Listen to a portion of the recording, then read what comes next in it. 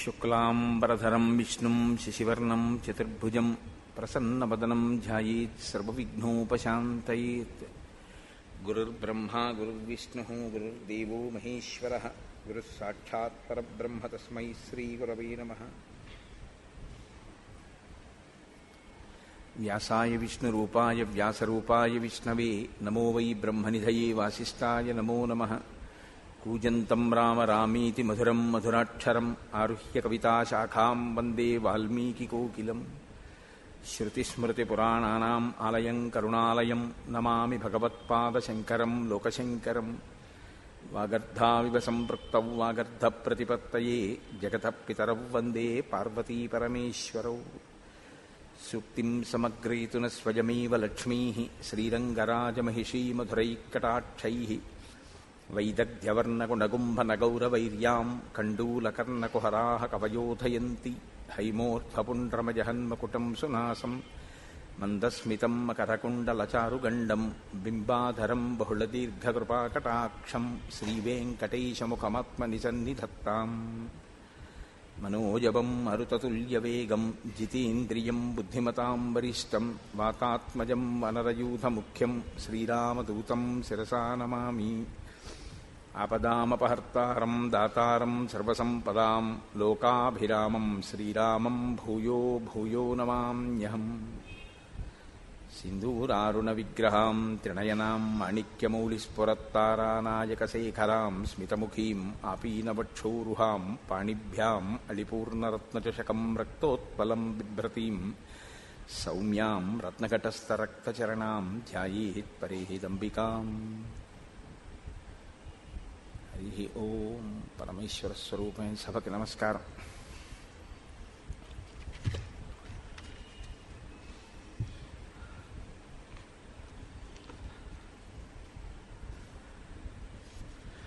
నిన్నటి రోజు కార్యక్రమం పూర్తి చేసే సమయానికి శూర్పణఖ రామచంద్రమూర్తిని దర్శించినటువంటి ఘట్టం దగ్గర మనం ఆప్ చేసి ఉన్నాం.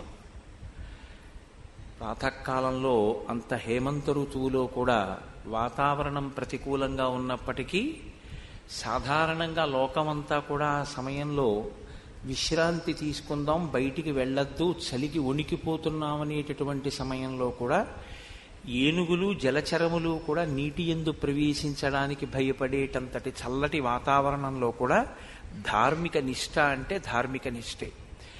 ఏది ఏ సమయంలో చెయ్యాలో ఆ సమయంలో చెయ్యడంలో రామచంద్రమూర్తి సిద్ధాస్తులు కనుక ఆయన సూర్యోదయానికి పూర్వమే బ్రాహ్మీ ముహూర్తంలో స్నానం చేసి సంధ్యావందనాది కార్యక్రమాలని పూర్తి చేసుకుని, నిత్యాగ్నిహోత్రీకుడు కనుక అగ్నిహోత్రాన్ని పూర్తి చేసుకుని అక్కడ ఉండేటటువంటి మునులతో సద్విషయముల మీద చర్చ చేస్తున్నటువంటి సమయంలో వచ్చినటువంటి శూర్పణఖ అద్వితీయమైన సౌందర్యం కలిగినటువంటి రామచంద్రమూర్తిని దర్శనం చేసి, లోకంలో రెండు రకాలైనటువంటి పోకడలుంటాయి.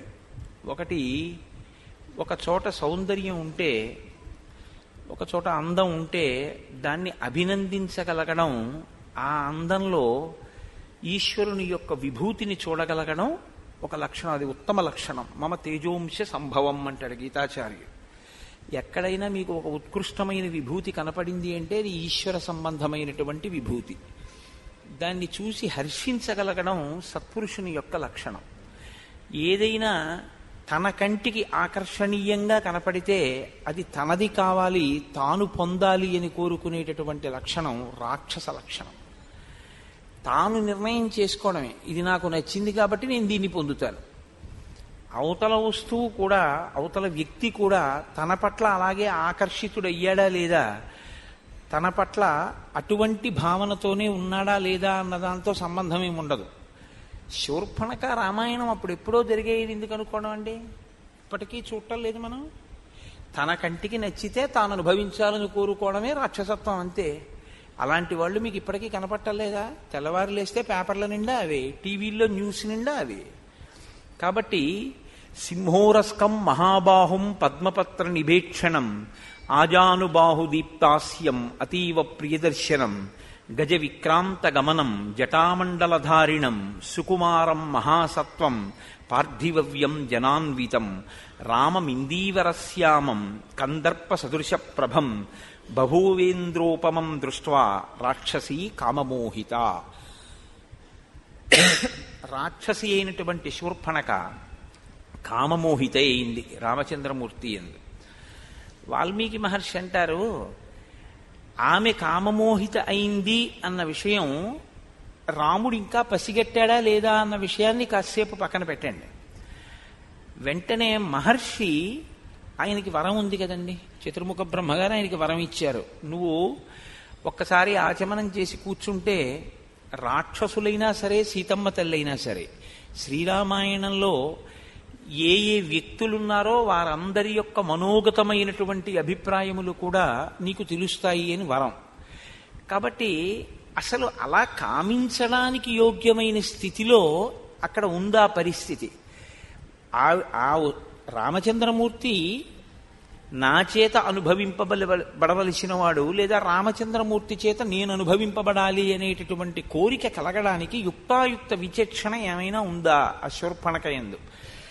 దాన్ని చాలా అందమైన మాటలతో మహర్షి ఆవిష్కరిస్తారు. ఆయన అంటారు, సుముఖం దుర్ముఖీ రామం వృత్తమధ్యం మహోదరి విశాలాక్షం విరూపాక్షి సుకేశం తామ్రమూర్తజ. ఆయనో చాలా అందమైనటువంటి ముఖమున్నవాడు. ఆయనది అందమైన ముఖము అంటే వాల్మీకి మహర్షికి అందమైన ముఖము అని కాదు. రామచంద్రమూర్తి యొక్క ముఖాన్ని చూసినటువంటి వాడు లోకంలో అన్ని భూతములు ఆనందాన్ని పొందుతాయి. చంద్రుణ్ణి చూస్తే ఎలా సంతోషిస్తారో, ఒక ఏనుగు ముఖాన్ని చూస్తే ఎలా సంతోషిస్తారో, ఒక తామర పువ్వుని చూస్తే ఎలా సంతోషిస్తారో, రామచంద్రమూర్తి ముఖమండలం కూడా అలాగే ఉంటుంది. కాబట్టి ఆయనది సుముఖం. పైగా ఆ ముఖం నుంచి వేరు మాట వచ్చే అవకాశం ఉండదు. అసలు మనం వినాయకుడి ప్రార్థన మొదలు పెడితే ఈ మాటతోటే ప్రారంభం చేస్తాం. సుముఖశ్చైకదంతశ్చ కపిలో గజకర్ణకః లంబోదరశ్చ వికటో విఘ్నరాజో గణాధిప అని. సుముఖ అన్న మాటకి ఉన్నటువంటి గొప్పతనం ఏమిటంటే, ఏ ముఖాన్ని చూడడం వల్ల మీకు అభ్యుదయం కలుగుతుందో ఆ ముఖం సుముఖం. అసలు అది మంచి ముఖం. లక్ష్మీ స్థానాలు 5 ఒకటి ఏనుగు యొక్క కుంభస్థలం. కాబట్టి గజముఖాన్ని దర్శనం చేయడమే మీకు అభ్యున్నతి హేతు. కాబట్టి వినాయకుడి యొక్క ముఖం గజముఖంగా పరమేశ్వరుడు ఉంచడానికి కారణాల్లో అదొకటి. ఆయన యొక్క రూపాన్ని మీరు ఇలా చూడగానే, ఆ గజముఖాన్ని చూడగానే లక్ష్మీ కటాక్షం కలుగుతుంది. అంత గొప్ప ముఖం కాదు. సాధారణంగా మనం మన మనసుని పెట్టవలసి ఉంటుంది. మీరు చేతులతోటి కాళ్లతోటి చేసేటటువంటి క్రియాకలాపం అంతా దేని కొరకు అంటే, దీన్ని అడ్డుపెట్టి మీ మనసుని ఈశ్వరుడి దగ్గరికి తీసుకురావడం ప్రధానంగా ఉంటుంది. షోడశోపచార పూజ రహస్యం కూడా అంతే. సదా మోహాటవ్యాం చరతి యువతీనాం కుచగిరో నటత్యాశా శాఖా స్వటతి జడితి స్వైరమభిత అంటారు శంకర భగవత్పాదులు. నిరంతరం తిరుగుతూ ఉంటుంది మనస్సు. తిరిగే మనస్సుని ఉపచారములను మార్చి భగవంతుని యొక్క పాదార విందముల దగ్గరికి తీసుకురావడానికి ఉపకరణంగా మీరు ఈ ఉపచారములను వాడుకుంటారు. ప్రధాన ప్రయోజనం మనసుని తీసుకురావడమే. మనసుని తీసుకురాకుండా ఉపకరణాలని తీసుకొచ్చారనుకోండి, ఉపయోగం ఏమైనా ఉంటుందా అంటే దానికి ఉపయోగం ఉంటుంది అని శాస్త్రాలు నిర్ధారించలేదు. శంకరులే శివానందలహరి చేస్తూ గభీరే కాసారే విశతి విజనే ఘోర విపినే విశాలే శైలే చ భ్రమతి కుసుమార్థం జడమతి అన్నారు. ఎందుకురా అనవసరంగా పువ్వుల కోసం, పళ్ళ కోసం, ఆ పత్రి కోసం అన్ని చోట్ల తిరుగుతుంటావు? తిరిగి నువ్వేం సాధించావు? సమర్ప్యై చేత సరసిజము మానాదభవతే సుఖేనావస్థాతుం జనైహ నజానాతి కిమహో. నీ మనస్సు అనేటటువంటి తామర పువ్వుని తీసుకెళ్లి పరమేశ్వరుడు యొక్క పాదముల దగ్గర పెడితే సంతోషించి నీ వెంట పడినట్టుగా నువ్వు తెచ్చిన సంభారములకు ఆయన సంతోషపడిపోయేటటువంటి వాడు కాడన్న విషయాన్ని నువ్వెందుకు తెలుసుకో? ఆయనకి కావలసింది మనస్సు. నువ్వు మనసు పెట్టి పూజ చెయ్యగలిగితే ఉపచారములన్నీ ఉన్నాయా లేదా అన్నది కూడా ఈశ్వరుడు చూడడు. ఉపచారములు అన్నీ సమకూర్చుకోవాలనుకోవడం భక్తి. నేను అలాగని ఎందుకంటే అన్ని మానేసేయండి అని నేను చెప్తున్నానని మీరు అనుకోవద్దు. ఒక్కొక్కసారి ఉపచారమునందు లోపం వచ్చిందనుకోండి, అందుకే శాస్త్రంలో దాన్ని పూరణ చేసేస్తారు. ఒక అక్షత సమర్పిస్తే చాలు. నడుము విరగనటువంటి బియ్యం పసుపుతో కలిస్తే దాన్ని సమర్పిస్తే సింహాసనాన్ని మీరు సృష్టించవచ్చు.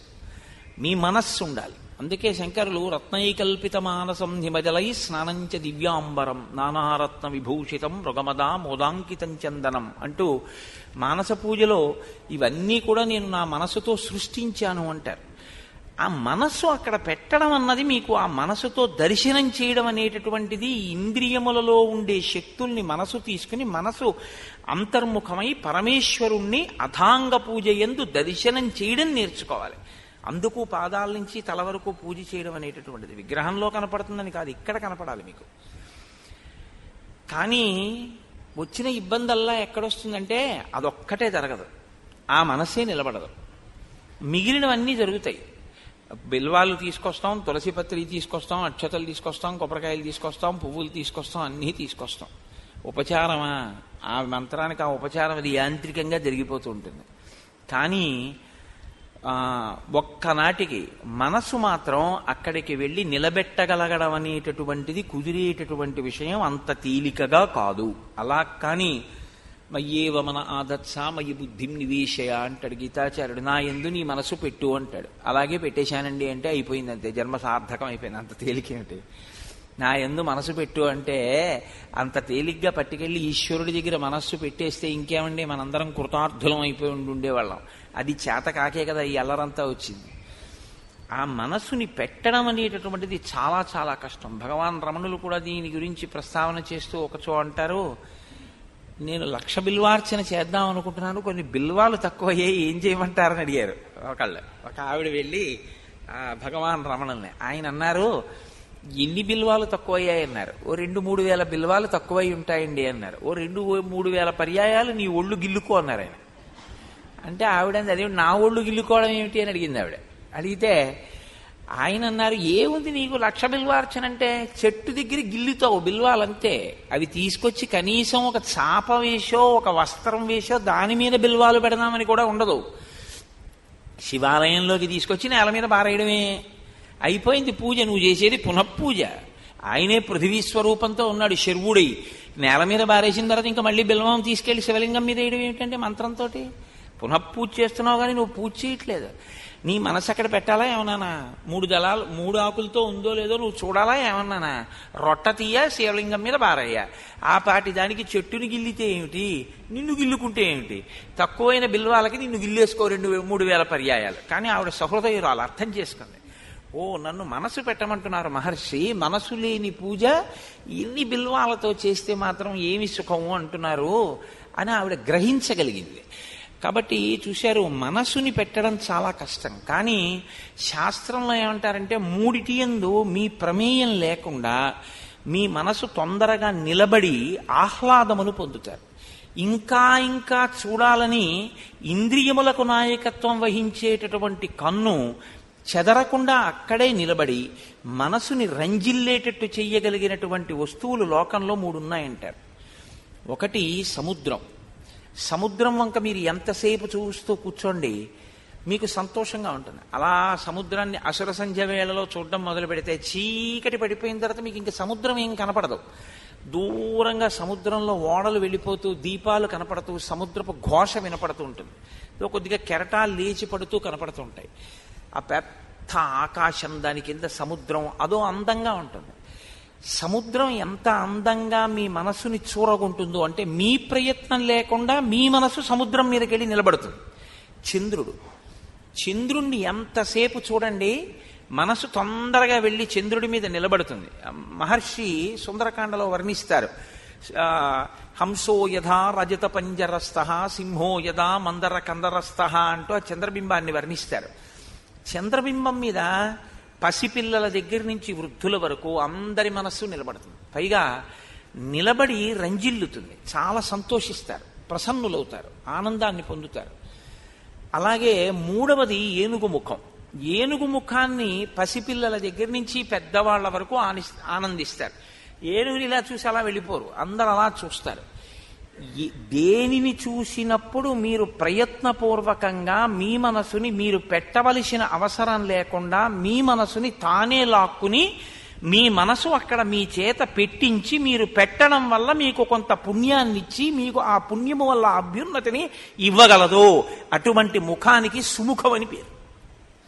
కాబట్టి సుముఖశ్చైకదంతశ్చ కపిలో గజకర్ణక లంబోదరశ్చ వికటో విఘ్నరాజో గణాధిప అంటూ కొన్ని నామాల్ని ఏరి కూర్చి ఎవరెవరైతే ఈ నామములను చేస్తున్నారో వారికి ప్రవేశే నిర్గమే తథా సంగ్రామే సర్వకార్యేషు విఘ్నస్తస్య నజాయితే అని విఘ్నములు రావు అంటూ విఘ్నేశ్వరుడి మీద ఒక ప్రార్థన చేసి ప్రారంభం చేస్తుంటారు.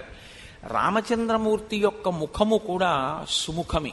ఎందుకో తెలుసా అండి, ఆయన ఎందు ఘోర అఘోర రూపములు రెండు ఉంటాయి. మహర్షి ఈ విషయాన్నే శ్రీరామాయణంలో శివకేశవ అభేదమైనటువంటి తత్వం అడుగడుగునా మీకు కనపడుతుంది. నేను ఒక శ్లోకాన్ని ఉదాహరించి ఉన్నాను. గోదావరి నదిలో స్నానం చేసి వస్తున్నటువంటి సీతారామ లక్ష్మణుల యందు వాల్మీకి మహర్షికి పార్వతీ పరమేశ్వర నందీశ్వర స్వరూపములు దర్శనమయ్యాయి. ఆయన ప్రతి చోట శివుడికి రాముడికి ఉన్న అభేదాన్ని ఆవిష్కరిస్తుంటారు. మనం ఏ దృష్టికోణాన్ని అలవాటు చేసుకోవాలో చూపిస్తుంటారు. అంత గొప్ప ముఖం రామచంద్రమూర్తి యొక్క ముఖం. అదే రామచంద్రమూర్తి యొక్క ముఖం రాక్షసుల పాలిట ఘోర రూపం. వాళ్ళు అది రుద్రస్వరూపం. దాన్ని చూస్తేనే హడిలిపోతారు. అలా ఉంటాడు ఆయన. భక్తులైన వారికి ఆయన ప్రసన్నమూర్తి. ఆయన ఎప్పుడూ మీరు చూడండి, రాముడు అసలు కోదండం పట్టుకోకుండా నిలబడినటువంటి మూర్తి మీరు ఎక్కడైనా చూసారా? చాలా ఎక్కడో అరుదుగా ఉంటుందేమో. రాముడు అంటే ధనస్సు పట్టుకునే ఉంటాడు. అసలు మనం రుద్రం మొదలు పెడితే అలా ధనస్సు పట్టుకుంటే రుద్రమన్యవుతోత ఇషవే నమః నమస్తే అస్తు ధన్వనే బాహుభ్యాముతతే నమః అని మొదలు పెడతాం. ఆ ధనస్సు ఏమిటయా స్వామి చేతిలో? మాకు భయం వేస్తోంది పిల్లలం. ఎందుకు ధనస్సు పట్టుకున్నావు? మేమైనా కోపం వచ్చిందా? ఏమైనా తప్పుంటే క్షమించని ఉభయతర నమస్కారములు చేస్తూ ఆ చేతిలో ఉన్న ధనస్సుకి నమస్కారం చేస్తాం. అదే రామచంద్రమూర్తి అయితే చేతిలో ధనస్సు పట్టుకుని నిలబడినా సరే ఎవరికి ఏం భయం ఉండదు. ఆయన ధనస్సు పట్టుకున్నాడు కాబట్టి మేము సంతోషంగా ఉండగలుగుతున్నాం. మహానుభావుడు తక్కువేమి మనకు రాముండొక్కడుండు వరకు పక్కతోడుగా భగవంతుడు మన చక్రధారి అయి చెంతనే ఉండగా తక్కువేమి మనకు అంటాడు మహానుభావుడు రామదాసు గారు. ఆ రామచంద్రమూర్తి కోదండం పట్టుకుని నా పక్కనుండగా మనకి భయం ఏమిటి? ఇంద్రియముల భయం కూడా లేదు. ఆయనే మనకి గురుస్వరూపమై మనని ఏ మార్గంలో ప్రయాణించాలో అటువైపుకి పయనింప చేస్తాడు అని లోకం నమ్ముతుంది. కాబట్టి సుముఖం, ఆయనది సుముఖం. ఆవిడిది దుర్ముఖి. ఆవిడిది చాలా భయంకరమైనటువంటి దుష్టమైనటువంటి ముఖం. ఇక నేను దాని గురించి పెద్ద వర్ణించక్కర్లేదు. ప్రయోజనం లేని విషయానికి పెద్ద వర్ణన ఏమిటి? దీనికి వ్యతిరేకమైన ముఖం ఆ ముఖం. ఆ ముఖం చూస్తే కొత్త పేడ అంటుకుంటుంది ఏమైనా. వృత్తమధ్యం మహోదరి. ఆయనో సన్నటి నడుమున్నవాడు, ఆవిడో మహోదరి చాలా పెద్ద కడుపున్నది. విశాలాక్షం. ఆయనో విశాలమైనటువంటి కన్నులున్నవాడు. విరూపాక్షి. ఆవిడో వికృతమైన కన్నులున్నది. సుకేశం. ఆయనో అందమైనటువంటి కేశపాశమున్నవాడు, జుత్తున్నవాడు. ఆవిడో తామ్రమూర్ధజ. ఎర్రటి రాగి జుత్తు ఉంటుందే, ఆ రాగి జుత్తు ఎలా ఉంటుందో అటువంటి చిమ్ముకుపోయినటువంటి జుత్తున్నది. పూతన సంహారంలో పోతన గారు వర్ణిస్తారు. ఆ నేలబడిపోయినటువంటి పూతన యొక్క జుత్తు వర్ణిస్తూ ఆ పక్షులు దూరేటటువంటి పొదలు ఎలా ఉంటాయో అలా ఉంటుంది అంటారు. కాబట్టి అటువంటి జుత్తు కలిగినది. విశాలాక్షం అంటే విశాలమైన కన్నులున్నవాడు. అంటే ఆ కన్నులు పెద్దవైతే మనకేమిటి అని అనిపించవచ్చు. శంకర భగవత్పాదులు సౌందర్యలహరిలో అంటారు, దృశాద్రాఘీయస్యాదరదళిత నీలోత్పల రుచా కవీయాంసం దీనం స్నపయ కృపయా మమపి శివే అనేనాయం ధన్యో భవతి నచతే హానిరియత వనేవా హర్మ్యేవా సమకర నిపాతో హిమకరః అంటారు. ఆ కన్నులతో లలితాస్వరూపానికి రామస్వరూపానికి అభేదం కదండి. రెండూ అటువంటి ముగ్ధమోహనమైనటువంటి స్వరూపాలు. ఆయన కూడా తనవారైనటువంటి వారిని, తనవారు పరాయి వారు అని ఉంటారా ఈశ్వరుడికి? అంటే ఎవరు ధర్మావలంబకులో వారు ఈశ్వరుడి వారు, ఎవరు ధర్మమునందు ప్రవర్తించరో వారు కూడా ఈశ్వరునికి సంబంధించిన వారే. భారతీ తీర్థస్వామి వెంకటాచల క్షేత్రానికి వచ్చినప్పుడు ఒక అనుగ్రహ భాషణం చేశారు. అనుగ్రహ భాషణం చేస్తూ ఒక పీఠాధిపతులు, ఒక జగద్గురువులు ఏ స్థాయిలో చెప్తారో చాలా ఆశ్చర్యంగా ఉంటుంది. ఆయన ఒక మాట అన్నారు, అసలు మనం పూజ చేసిన తర్వాత కోరుకోవలసింది ఏమిటి అంటే, ఎవరు ఈశ్వరుడి నుంచి బాగా దూరమై, వేదానికి దూరమై, ధర్మమునకు దూరమై పాపజీవనం గడుపుతున్నారో వారు వేదము చేత నిర్దేశింపబడిన మార్గంలోకి ఈశ్వరానుగ్రహంతో రావాలి అని మనం ప్రార్థన చెయ్యాలి అని చెప్పారు ఆయన. అప్పుడు లోక కళ్యాణం జరుగుతుంది. కాబట్టి ఈశ్వరుడికి అలా ఏమైనా కోపం ఉంటుందా అంటే అప్పుడు ఆయన ద్వంద్వాలకి లోనైన వాడు అవుతాడు. మరి ఈశ్వరుడు చంపడం ఎందుకండి అంటే, నేను మీతో ఒకసారి మనవి చేశాను, డాక్టర్ గారు సెగ్గడ్డ కోసేయడం ఎందుకు? సెగ్గడ్డకి ఆయనకి వైరం ఏం లేదు, సెగ్గడ్డ మీ ఒంట్లోంచే పుట్టింది. పోతన గారు ఆ కుష్ఠరోగం గురించి వర్ణన చేస్తూ, తన ఒంటిలోంచే పుట్టింది కదా కుష్ఠరోగం అని చెప్పి ఎవడైనా దాన్ని ముద్దు చేస్తే ఉన్న వేళ్లు కొరుక్కు తినేస్తుంది అది. అలా మన సెగ్గడ్డ కదా అని చెప్పి దాన్ని చక్కగా పెంచి పోషిస్తే అది ఒంట్లో ఉన్న నెత్తురు కారిపోయేటట్టు చేస్తుంది. కాబట్టి సెగ్గడ్డని డాక్టర్ గారు కోసేశారంటే ఎందుకు కోసేస్తారు? మిగిలిన శరీరాన్ని రక్షించాలి, అది ఉండకూడదు. ఇక వాడు ఆ శరీరంతో ఉంటే ధర్మ వ్యతిరిక్తమైనటువంటి పనులు చేసి ఇంకా ఇంకా పాపం మూట కట్టుకుంటాడు. అందుకని తీసేస్తాడు తప్ప అది కూడా అనుగ్రహమే. నిజానికి అనుగ్రహంతో చేసేటటువంటి పనే తప్ప ఆగ్రహంతో చేసేటటువంటి పని కాదు. అందుకే పెద్దలు ఒక మాట చెప్తుంటారు, చాలామంది తెలిసి తెలియని తత్వంతోటో ఒక మౌఢ్యంతోటో ఒక మాట మాట్లాడుతుంటారు. శివుడు లయకారకుడు అంటే చంపేస్తాడు, అందున ఆయన జోలికి వెళ్ళకండి అంటుంటారు. ఆయనకి పూజ ఏమిటి? ఇది రామాయణానికి వ్యాఖ్య చేసినటువంటి వాళ్ళ కొంతమందికి కూడా అలవాటు ఉంది. అలా వ్యాఖ్యలు చేసిన వాళ్ళు ఉన్నారు. శివుడు లయకారకుడు అందుకని చెప్పి ఆయన జోలికి వెళ్ళకూడదు, ఆయనకు పూజ చేయకూడదు అని ఒక పక్షపాతంతో కూడినటువంటి మాట చెప్తుంటారు. శివుడు లయకారకుడు అంటే ఆయన చేసే ప్రళయాలలో 3వ ప్రళయం మహాప్రళయం. మహాప్రళయం చేస్తాడు అంటే చంపేస్తాడని కాదు. ఎవరెవరు ఈశ్వరుణ్ణి పొందలేకపోయారో వాళ్ళని ఈశ్వరుడు పొందుతాడు. దానికి మహాప్రళయం అని పేరు. నల్లపూసలున్నాయి, మైనపు ముద్దు ఉంది. నల్లపూసలు మైనపు ముద్దను అంటుకోలేకపోయాయి, మైనపు ముద్దు వచ్చి నల్లపూసల మధ్యలో దొల్లింది. ఇప్పుడు నల్లపూసలన్నీ ఏమయ్యాయి? మైనపు ముద్దకు అంటుకున్నాయి. కాబట్టి ఈశ్వరుని యొక్క ఎనలేని కారుణ్యానికి ప్రతీక మహాప్రళయం.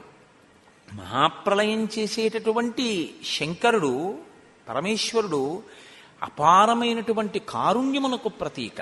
మీరు అలా చెప్పవలసి ఉంటుంది తప్ప ఆయన లయం చేసేస్తాడంటే ఆయన చంపేస్తాడని మీరు చెప్పకూడదు. నిన్ననే మీతో నేను మనవి చేశాను, ఆయన స్వల్పకాలిక లయం కూడా చేస్తాడు. నిద్రాకాలిక సౌఖ్యమునిచ్చి ఇంద్రియములకు మళ్ళీ చైతన్యాన్ని శక్తిని ఇచ్చేవాడు పరమేశ్వరుడే.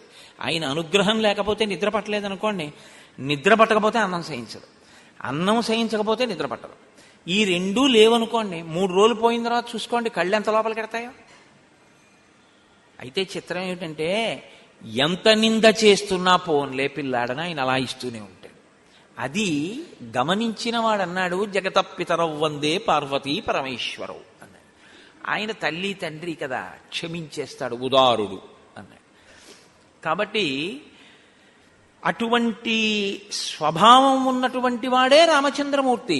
పేరు మారుతుందేమో కానీ పరమాత్మ యొక్క స్వభావమునందు మార్పే ఉంటుందండి, అదేం ఉండదు. నరుడిగా ఉన్నా ఆయన తత్వం అలాగే ఉంటుంది. కాబట్టి సుముఖం దుర్ముఖీం రామం వృత్తమధ్యం మహోదరి విశాలాక్షం విరూపాక్షి సుకేశం తామ్రమూర్ధజ ప్రీతిరూపం విరూపాస. ఆయన స్వరూపమో చాలా ప్రీతి కలిగేటట్టుగా ఉంటుంది. ఆవిడదో చాలా విరూపమైనటువంటి స్వరూపం, అంటే వికృతమైనటువంటి స్వరూపంతో ఉంటుంది. సుస్వరం, ఆయన మాట్లాడితే చాలా అందంగా ఉంటుంది, వినాలనిపిస్తుంది. వినాలనిపించి మాట్లాడడం కూడా మంచి మాట అని నేను చెప్పడం చాలా కష్టం. నేనేమిటి, ఎవరైనా అలా చెప్పలేరు. వినాలనిపించేటట్టుగా మాట్లాడిన మాటంతా మంచి మాట అని మీరు అనుకోకండి. శ్రీరామాయణం అసలు యథార్థానికి వాగ్వైభవమే శ్రీరామాయణం. వాక్కు మనుష్యునకొక్కనికి ఉన్న అనుగ్రహం. ఈశ్వరుడు ఒక్క మనుష్యునకు మాత్రమే ఇచ్చాడు వాక్కు. శ్రీరామ రామ రామేతి రమే రామే మనోరమే 3 మాటలు శ్రీరామ శ్రీరామ శ్రీరామ అని వాడు విష్ణు సహస్రం చేసుకున్నటువంటి ఫలితాన్ని మనిషి పొందుతున్నాడు. ఏది సృష్టిలో ఇంకో ప్రాణిని అలా పొందమనండి? పొందలేదు. భగవన్నామం చెప్పగలిగినటువంటి భాగ్యం ఉన్న ఏకైక ప్రాణి మనుష్యుడు. కానీ ఆ వాక్కు లోపల మనస్సు పొందేటటువంటి వికారములకు అనుగుణంగా మార్చుకుని ఎటువంటి కార్యాన్ని ఎటువంటి ప్రమాదాన్ని కూడా తీసుకొచ్చిన వాళ్ళు ఉన్నారు. అందుకే జిహ్వాగ్రే వర్తతే లక్ష్మీ జిహ్వాగ్రే మిత్రబాంధవాః జిహ్వాగ్రే బంధనం ప్రాప్తి, జిహ్వాగ్రే మరణం ధ్రువం. శ్రీరామాయణంలోనే మీరు చూడండి, మందర మాట్లాడిన మాట ఎంత దూరం వెళ్ళింది, నారదుడు వచ్చి చెప్పిన సంక్షేప రామాయణం ఎంత రామాయణమైంది. రామచంద్రమూర్తి మాట్లాడేటటువంటి మాట ధర్మబద్ధమై ఉంటుంది. ఆయన ఒక్క మాటే మాట్లాడచ్చు, కానీ ఆ ఒక్క మాట ఎలా ఉంటుందంటే మీరు కోరి కోరి ఏరుకోవలసిన సాలగ్రామంలా ఉంటుంది. రమణ మహర్షి ఓ మాట అంటూ ఉండేవారు, సాలగ్రామం ఎక్కడ ఉంటుంది? రాళ్లలోనే ఉంటుంది. సాలగ్రామాన్ని ఎక్కడ ఏరుకోవాలి అంటే సాలగ్రామాలు దొరికేది ఏమేమి ఉండదు, సాలగ్రామం రాళ్లలోనే దొరుకుతుంది. రాళ్ల మధ్యలో ఏరుకుని రాళ్లని విడిచేసి సాలగ్రామం ఏరుకోవాలి. రాముని మాటలను మీరు ఏరుకోవాలి. రాముడు మాట్లాడితే అలా ఉంటుంది, ఎక్కడ ఎంత సంక్షిప్తంగా మాట్లాడాలో అలా మాట్లాడతాడు. రాముడు మాట్లాడితే పరమ ధార్మికంగా ఉంటుంది. నడిచే దేవుడని పేర్గాంచినటువంటి చంద్రశేఖర పరమాచార్య తరచూ ఒక మాట చెప్తూ ఉండేవారు, రాముడు ఎప్పుడు మాట్లాడినా శాస్త్రం ఇలా అంది అని మాట్లాడతాడు, ఋషులు ఇలా అన్నారు అని మాట్లాడతాడు, శృతి ఇలా అంది అని మాట్లాడతాడు తప్ప రాముడు నేనిలా అంటున్నాను అని మాట్లాడు. అంటే తను ప్రమాణం చెప్పాలన్నది రాముడి ఉద్దేశ్యం కాదు, ప్రమాణాన్ని వైదికంగా తీసుకుంటాడు. వేదంలోంచి ప్రమాణాన్ని తీసుకుని తాను చెప్పి తాను ఆ ప్రమాణాన్ని అనుసరించేటటువంటి వాడు రాముడు.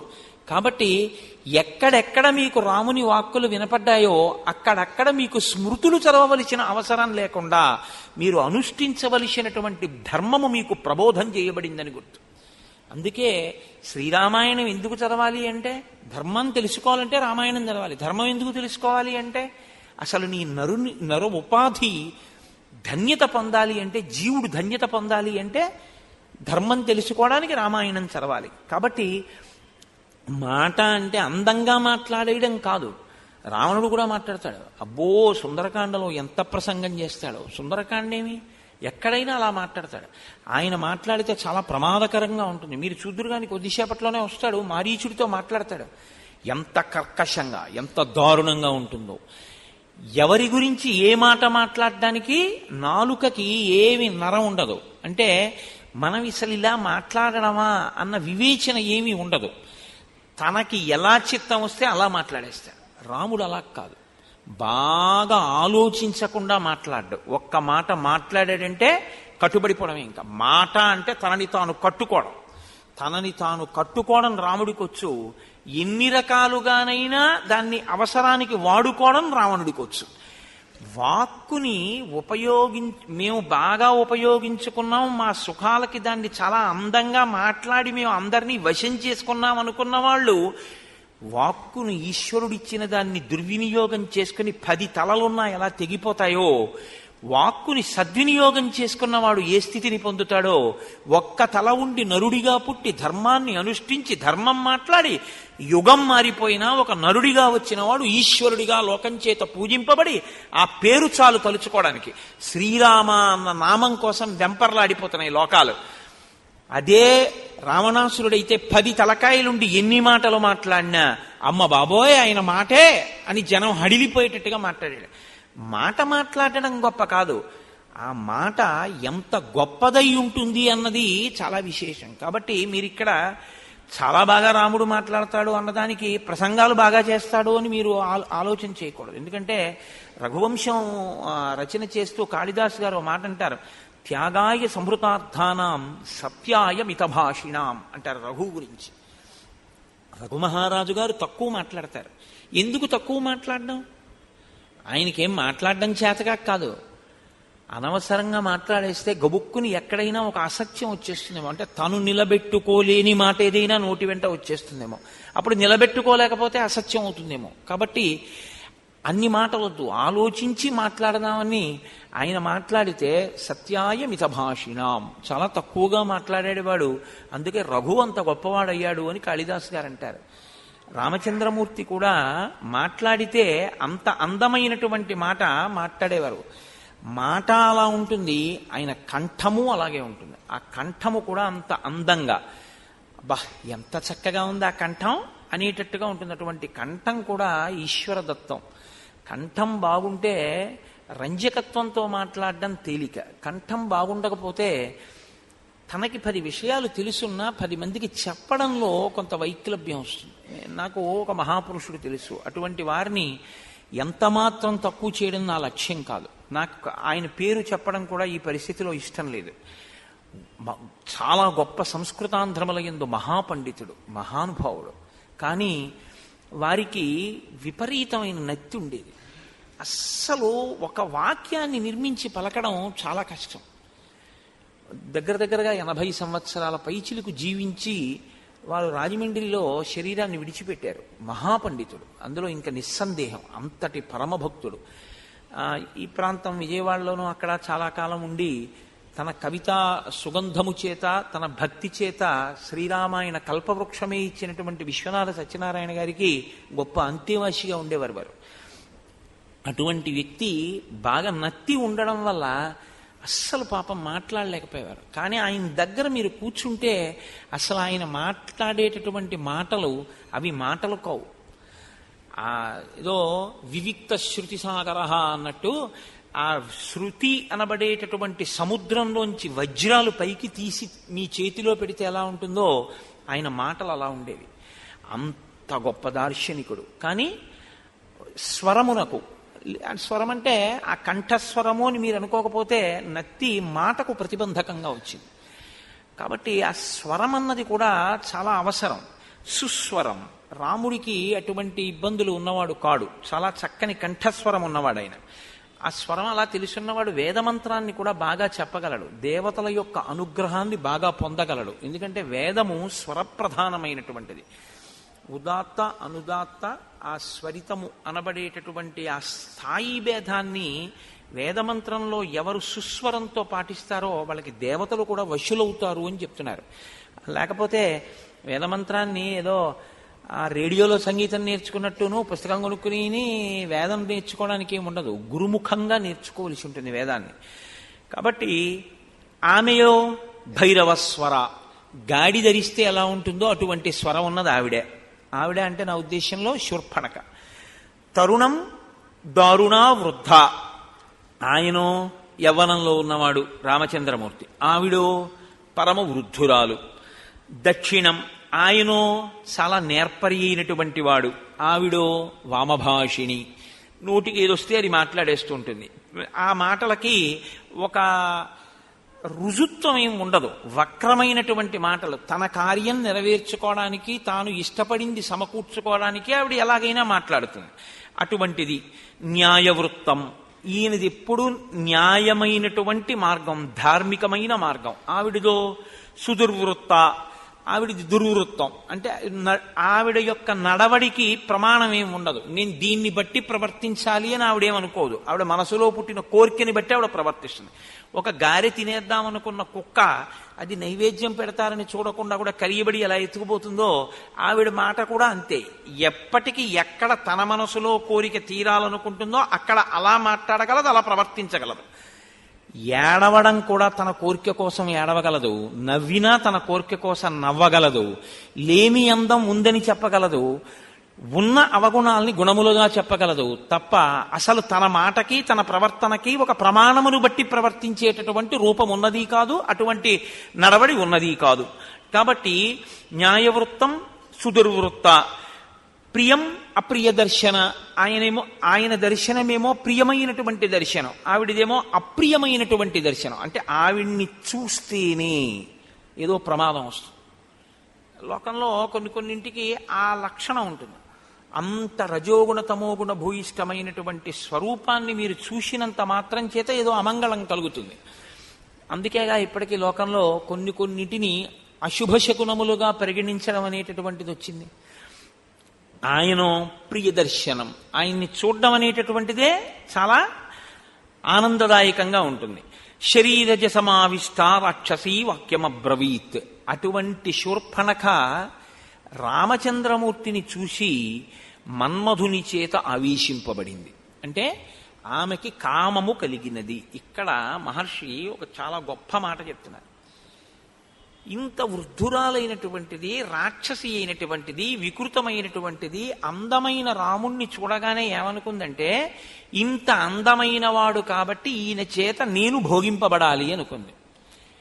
అసలు అలా అనుకోవడం కూడా న్యాయమా? అసలు అటువంటి కోరిక పుట్టచ్చా? ఆవిడికి ఏం అక్కర్లేదు. అలా ఎందుకు అక్కర్లేదు?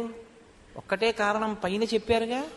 పైన చెప్పిన లక్షణాలన్నీ ఉన్నటువంటి ఆవిడికి అటువంటి ఆలోచన ఎందుకు వస్తుంది? కాబట్టి ఇప్పుడు ఎంత ప్రమాదకరమైన వ్యక్తి వచ్చిందంటే, ఒక 1000 శతఘ్నులు తీసుకొచ్చి అక్కడ పెడితే రామచంద్రమూర్తి ఒక్క అస్త్రంతో కొట్టేస్తారు, పర్వాలేదు. 1,00,000 మంది యోధులు వస్తే రామచంద్రమూర్తి కొట్టేస్తారు, పర్వాలేదు. ఒక్క శూర్పణఖ వస్తే ఆయన సీతమ్మనే పోగొట్టుకోవలసి ఉంటుంది. ఇదే అప్రియ దర్శనం. ఏమిటో తెలుసా అండి? లోపల ఉన్నటువంటి ప్రవృత్తి అటువంటిది, ఆ మనస్సుకు ఉండేటటువంటి స్థితి అటువంటిది. ఆవిడిప్పుడు ఎలా కావాలంటే అలా మాట్లాడుతుంది. ఆ మాటల చేత తన మనసులో ఉన్నటువంటి కోరిక యొక్క వ్యగ్రత చేత ఆవిడ ఎంత భయంకరమైన స్థితినైనా సరే కల్పించగలదు. కాబట్టి ఆవిడ రావడమే పరమ ప్రమాదకరమైనటువంటి సన్నివేశం. కానీ అవతార ప్రయోజనం నెరవేరాలి అంటే శూర్పణఖ రావడం వినా మార్గం లేదు. అందుకేగా అగస్త్య మహర్షి మహానుభావుడు, త్రికాల వీధి కనుక నువ్వు పంచవటిలో ఉండు అనడానికి కారణం ఇది. రాక్షసులు రావాలి, శూర్పణఖ రావాలి, ఆమె రావణుడి దగ్గరికి వెళ్ళాలి, రావణుడు రావాలి, సీతాపహరణం జరగాలి, అప్పుడు కాని రాముడు రావణ సంహారానికి అడుగువేయడు. కాబట్టి ఇప్పుడు శూర్పణఖ రాముణ్ణి చూసి రాముణ్ణి ప్రశ్న వేస్తోంది. ఆవిడ ఆయన్ని ప్రశ్న వెయ్యగలిగినటువంటి సత్తా ఉన్నదా అంటే యోగ్యతాయోగ్యతల యొక్క విచారణ లేకుండా కామమోహితయ్యి మాట్లాడుతోంది. జటీ తాపసరూపేణ సభార్య శరచాపధృత్ ఆగతస్త్వమిమం దేశం కథం రాక్షస సేవితం కిమాగమనకృత్యంతే తత్ త్వమాఖ్యాతుమర్హసి. నీవు జటివై జటలు కట్టుకుని ఉన్నావు, తాపసి ఎలా ఉంటాడో అలా ఉన్నావు. పక్కన భార్య ఉంది. ఇంతకన్నా దారుణం ఏమిటండి? పక్కనున్న ఆవిడ భార్య అని ఆవిడికి తెలుసు, ఆయన నరుడు అని తెలుసు. భార్య పక్కన ఉండగా ఈమె ఆయన యందు కామమోహిత అయింది. శరచాపధృత్ ధనుర్బాణాలు పట్టుకున్నావు. జటిగా ఉన్నావు కాబట్టి తాపసి అనుకోవాలా? ధనుర్బాణములు పట్టుకున్నావు కాబట్టి నువ్వు రాజు అనుకోవాలా? పక్కన భార్య ఉంది, నాకు సందేహాస్పదంగా ఉంది ఈ విషయాలన్నీ. అప్పుడు మీరెవరు, ఎందుకు ఇక్కడ ఉన్నారో ఇది కాదు. ఆవిడ అడగడమే అసలు అవతల వారిని శంకించేటటువంటి రీతిలో. ఏమంటే ఆయన నేను ఆ ఊళ్ళో ఉన్నప్పుడు వారికి 80 సంవత్సరాలు, ఇప్పుడు కులాసాగా ఉన్నారా వారు అని అడగడం ఒక ఎత్తు. అప్పుడే 80 ఏళ్ళు ఆయన ఇంకా ఉన్నాడా చచ్చిపోయాడండి అని అడగడం ఒక ఎత్తు. అంటే మనస్సులో భావన పవిత్రమైతే వాక్కు పవిత్రంగా ఉంటుంది, మనసులో భావన అపవిత్రమైతే వాక్కు కూడా అలాగే ఉంటుంది. అందుకే వాక్కు చాలా పదిలంగా ఉండాలి, చాలా పవిత్రంగా ఉండాలి. కొంతమంది నోటితో ఆయన చచ్చిపోయారండి అని కూడా అనరు, ఆయన శరీరం విడిచిపెట్టారండి అంటారు. ఎంత మంగళప్రదంగానూ ఉంటాయి ఆ వాక్కులు. అసలు ఆ నోటి వెంట మీరు చాలా పరుషమైనటువంటి మాట విందాము అంటే మీకు వినడం కుదరదు. ఎందుకంటే ఆయన నోటి వెంట రాదు ఆ వాక్కు. ఆయన ఎంత పరుషమైన సందర్భాన్ని కూడా అంత సరళంగా, అంత పవిత్రంగా, అంత మంగళప్రదంగా, అంత అందంగా మాట్లాడగలడు. ఎందుకంటే ఒకటే కారణం, వాక్కు అలా మనస్సు ఒకలా ఉండడం కారణం కాదు, ఆయన మనసు అలా ఉండడం వాక్కు అలా ఉండడానికి కారణం. కాబట్టి ఇక్కడికి ఎందుకు వచ్చావు, నాకు తెలుసుకోవాలి అని కుతూహలంగా ఉంది, ఏది చెప్పు, ఎందుకు చెప్పాలి నీకని అడిగితే ఆయన నీకెందుకు చెప్పాలి అని ఆయన అడగచ్చు, కానీ ఆయన అలా అడగడం. అంటే ఇక్కడ మహర్షి ఒక అద్భుతమైన మాట ముందు చెప్పారు రాముడి గురించి. చెప్పి ఆయన ఏం మాట్లాడుతున్నారో చెప్తున్నారంటే, ఈ సంఘటన జరగబోయే సందర్భాన్ని మీరు జాగ్రత్తగా పరిశీలనం చేయవలసి ఉంటుంది. మీరు ఎప్పుడు రామాయణాన్ని పరిశీలనం చేసినా నేను మీతో మనవి చేసేది ఏమిటంటే, చిలవలు పలవలు చేసిన వ్యాఖ్యానాలుగా చూడద్దు. ఓ దాంట్లోంచి ఇంకా విపరీతమైనటువంటి అర్థాలన్నింటినీ తీసుకొచ్చేసే ప్రయత్నం చెయ్యద్దు. అందుకోసం రామాయణం వచ్చిందని నేను నమ్మను.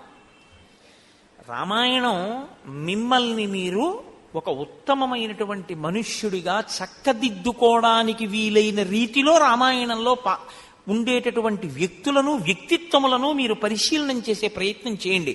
రామావతార ప్రయోజనం కూడా అంతే. అందుకే 10 వర్ష సహస్రాణి 10 వర్ష శతానిచ, 11,000 ఏళ్ళు నేను ఉంటాను అనడానికి కారణం ఒక మనిషి ఎలా బ్రతకాలో నేర్పడం కోసం.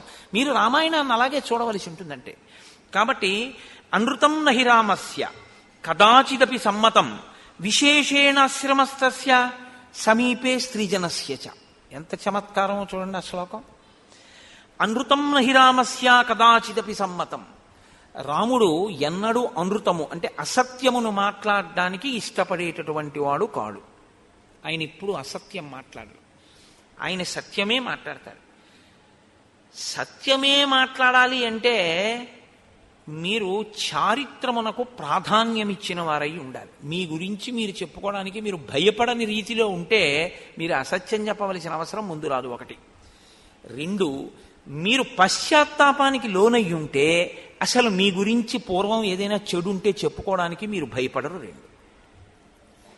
ఈ రెండూ లేవనుకోండి, ఇంకా మీలో ఏదో రావలసిన మార్పు ఉంది అని గుర్తు. మీరు అలా ఆలోచించండి ఒకసారి. నేను గతంలో చెడ్డవాడినండి, అంటే చెడ్డవాడిని అంటే ఓ ఉదాహరణకి చెప్తున్నాను. ఏదో నేను 10 సంవత్సరాల క్రితం ఏవో తప్పులు చేసి ఉన్నవాడిని అనుకోండి. 11వ సంవత్సరంలో నాకు ఎవరో ఒక పెద్ద ఆయన కనపడ్డాడు అనుకోండి. ఆయనతో మాట్లాడేటప్పుడు ఏం చేస్తుండేవారు మీరు అని ఏమైనా అడిగారు అనుకోండి. నేను కొంచెం నిన్నను నా దగ్గరికి ఎవరో వచ్చారు, నేను కారు ఎక్కుతుంటే, నేను సంధ్యావందనం సరిగ్గా చేయట్లేదండి, నేను మీ ఉపన్యాసాలు విని రేపటి నుంచి సంధ్యావందనం ఖచ్చితంగా చెయ్యాలి అని నిర్ణయం చేసుకున్నాను. కుర్రాడు అతను, యువకుడు. నేను ఇక వేళ తప్పకుండా ప్రతిరోజు సంధ్యావందనం చేసి గాయత్రి చేసుకుంటాను అని చెప్పాడు. నేనన్నా నాకు ఇంతకన్నా ప్రీతికరమైన విషయం ఇంకోటి లేదు, చాలా సంతోషం. అతను మార్పు తెచ్చుకోవాలని ప్రయత్నం చేశాడు. మీరు అంతే చూడండి, అంతే. మీరు ఒకటి ఆలోచించండి, అసలు లోకంలో పాపము చెయ్యడం అనేటటువంటిది లేకపోతే ఈశ్వరుడు గురువు అక్కర్లేదు. మీరు ఒకసారి ఆలోచించండి జాగ్రత్తగా. తప్పు చెయ్యకుండా ప్రతివాడు ఉంటే గురువుగారు ఈశ్వరుడు అక్కర్లేదు. అది చేసే అలవాటు ఉంది కాబట్టే ఇంద్రియాల్ని మనసుని లొంగ తీసుకోలేకపోయాడు కాబట్టే గురువుగారు ఈశ్వరుడు కావలసి వచ్చారు. కాబట్టి గురువు ఆ కోణంలో కూర్చోవాలి. ఎప్పుడు కూర్చున్నారు చిచి చిచి చిచి చిచి నీలాంటి వాడు నా దగ్గరికి వస్తే ఎలాగ అనకూడదు, నువ్వు మార్చుకో అని చెప్పాలి. ఈశ్వరుడు ఎవరి కోసం అండి? పడిపోయిన వాడిని పైకెత్తడానికే ముందుంటాడు. కానీ ఒక్కటి, మీరు పశ్చాత్తాపడితే, మీరు అరేరే నేను చేసినది తప్పే, నేను ఇలా ఎందుకు చేసి ఉన్నాను, నేను ఇంక ఇలా చేయకూడదు అనుకున్న క్షణంలో మీరు కింద పడతారు. నేను మొన్న మీతో చెప్పింది అదే. నేల మీద పడడం అంటే ఇంకంతకన్నా పడ్డానికి ఏం లేదు, ఇంకంతకన్నా కింద పడ్డానికి. అంత పడ్డవాణ్ణని చెప్పడానికి పడిపోతే పైకి ఎత్తుతారా వదిలేస్తారా? ఆయన వంగుతాడు. ఇప్పుడు గురువుగారు వంగి ఆయుష్మాన్ భవ శివో రక్షతు, లేవండి లేవండి అంటాడు. మిమ్మల్ని శివుడు రక్షిస్తాడు. మీ పశ్చాత్తాపానికి మీరు రక్షింపబడతారు. ఇది చెప్పడానికి గురువుగారు ఉన్నారు.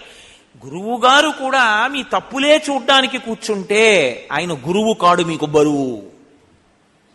ఆయన గురువు కాలేడు. మీ తప్పులను చూసి మీరు ఇంకా అలా తప్పులతోనే ఉంటారు. మీరు ఆదరించాలంటే గురువుగారిని ఆ తప్పు పట్టకూడదు. అప్పుడు మీరు పశ్చాత్తాపం పొందితే గురువుగారు మిమ్మల్ని పైకెత్తడానికే సిద్ధంగా ఉంటారు. ఎందుకో తెలుసా అండి? మీలో వచ్చిన మార్పు గురువు గారికి సంతోషహేతు, మీలో వచ్చిన మార్పు ఈశ్వరునకు సంతోషహేతు తప్ప అది లేకపోతే మీరు ఒకటి గుర్తుపెట్టుకోండి, ఈశ్వరుడికి నమ శివాభ్యాం అశుభాపహాభ్యాం అని అనవలసినటువంటి అవసరం లేదు. ఆయన ఇంకా ఎప్పుడో కర్మాకర్మ ఫలప్రదాతగా అలా ఏదో జడ్జి గారిలా కూర్చుని తప్పు చేసావు శిక్షేస్తాను, పుణ్యం చేసావు ఫలితం ఇస్తాను అనడం తప్ప అసలు ఆయనకి క్షమించడం అన్న ఉదారగుణం లేదనుకోండి. అప్పుడు ఇంకా ఈశ్వరుడు ఏం చేస్తాడండి? మీరు చేసిందని మీరు ఫలితం పొందితే ఈశ్వరుడి కన్నా కర్మ గొప్పదై కూర్చుంటుంది. కర్మ గొప్పదా, మనసు గొప్పదా అంటే కర్మ కన్నా మనసే గొప్పదవుతుంది.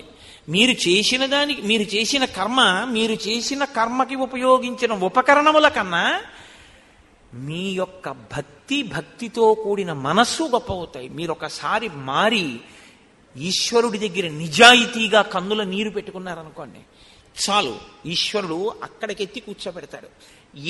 ఎంత స్తోత్రం చేశాడు ధూర్జటిని కాళహస్తీశ్వర స్వామి దేవాలయంలో. ఇవాళ ఆయన దేవాలయం చుట్టూ ధూర్జటి పద్యాలు ఉన్నాయి. చెప్పండి నాకు.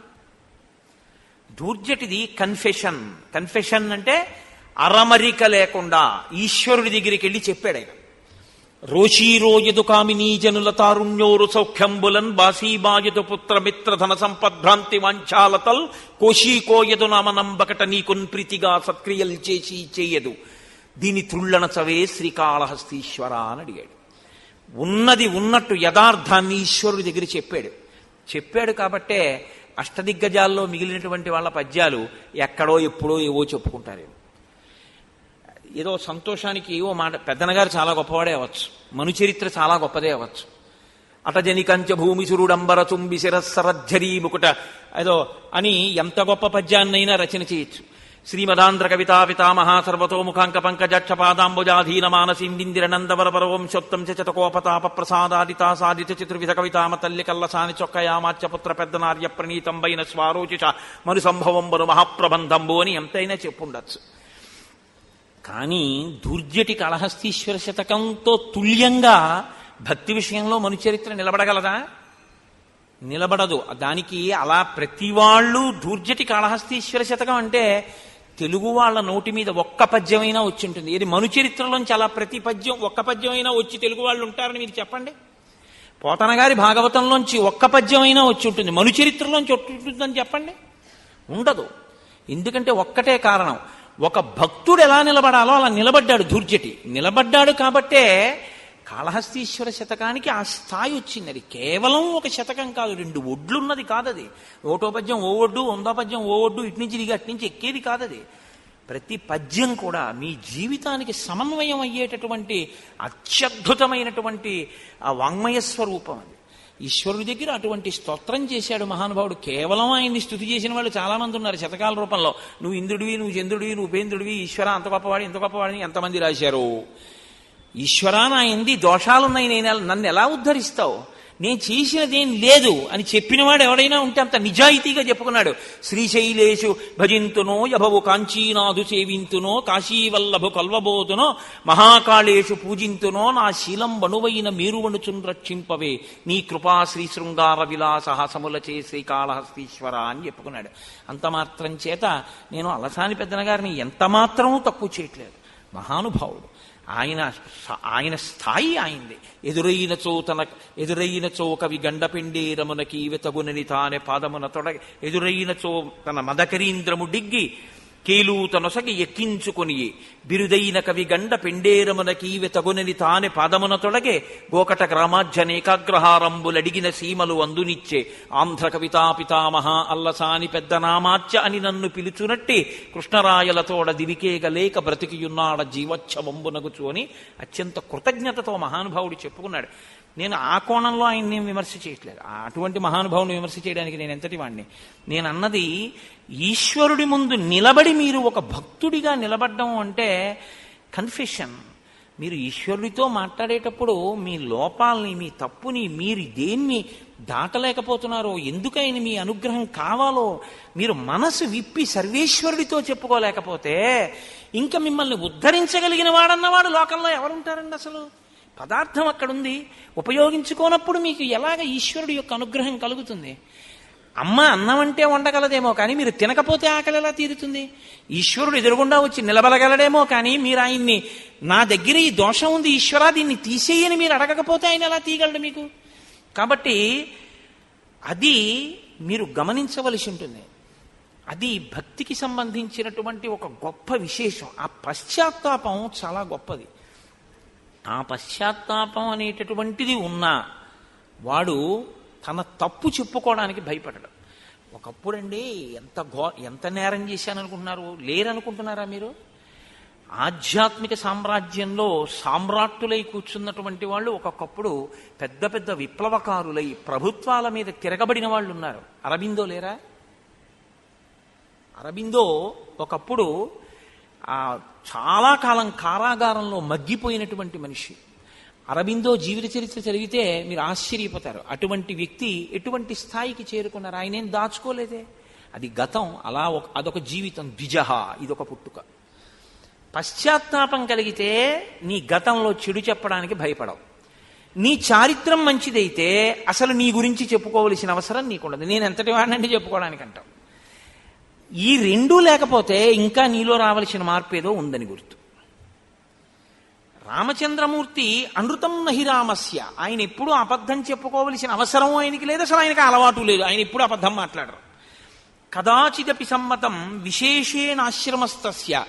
ప్రత్యేకించి ఆశ్రమముల యందు ఆయన అస్సలు అబద్ధం ఆడరు. అంటే ఏమిటండి ఆశ్రమముల యందు అబద్ధం ఆడరు అంటే? మరి ఎప్పుడైనా అంటారేమో అన్నట్టుగా ఉంది కదా దాని అర్థం అని అనుమానం రావచ్చు. విశేషేణాశ్రమస్తస్య అంటే ఆశ్రమంలో తాను ఉండి మాట్లాడుతున్నప్పుడు కించిత్ ఎక్కడైనా ఒక చిన్న అసత్యం లాంటి దాన్ని చెప్పి ధర్మాన్ని నిలబెట్టవలసినటువంటి అవసరాన్ని కూడా తన భుజాల మీదకి ఎత్తుకోడు ఆయన. ఎందుకంటే అందులో ఉన్న వాళ్ళకి ధర్మం తెలుసు, తన కొత్తగా భుజాలకు ఎత్తుకోవలసింది లేదని గ్రహించి ఉంటాడు అని గుర్తు. ఒక ఉదాహరణ చెప్పాలంటే, సుమంత్రుడు అరణ్యవాసానికి రథం మీద తీసుకెళ్ళిపోతున్నప్పుడు దశరథుడు ఆపమంటున్నాడు, నువ్వు తోలమంటున్నావు. రేపు దశరథుడు తిరిగి వచ్చిన తర్వాత రథం ఆపలేదు ఎందుకు అని అడిగితే ఏం చెప్పను అంటే, రథచక్రముల సవ్వడిలో ఆపమని నువ్వు అన్న ధ్వని నాకు వినపడలేదని చెప్పేయి అన్నాడు. మరి అబద్ధం చెప్పడం ఒకటి, అబద్ధం చెప్పించడం ఒకటి కాదా?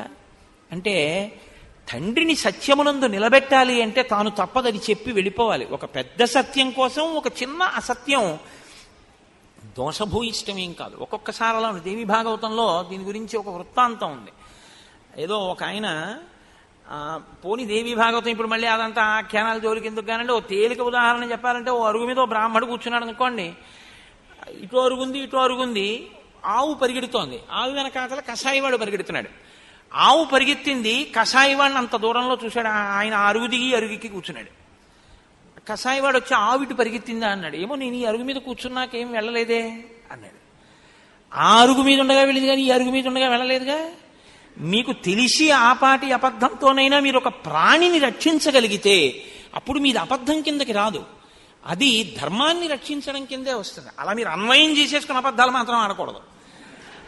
అది నిజంగా అంత ధార్మికమై ఉండాలి. ఒక పెద్ద ధర్మాన్ని నిలబెట్టడానికి ఒక చిన్న అబద్ధం ఆడడం ధర్మాన్ని రక్షించడమే అవుతుంది తప్ప అధర్మం కిందకి రాదు. కానీ అలా చిన్న చిన్న అబద్ధం ఏదైనా చెప్పి ధర్మాన్ని రక్షించవలసినటువంటి బాధ్యతని కూడా నెత్తికెత్తుకోడు ఆశ్రమంలో ఉంటే.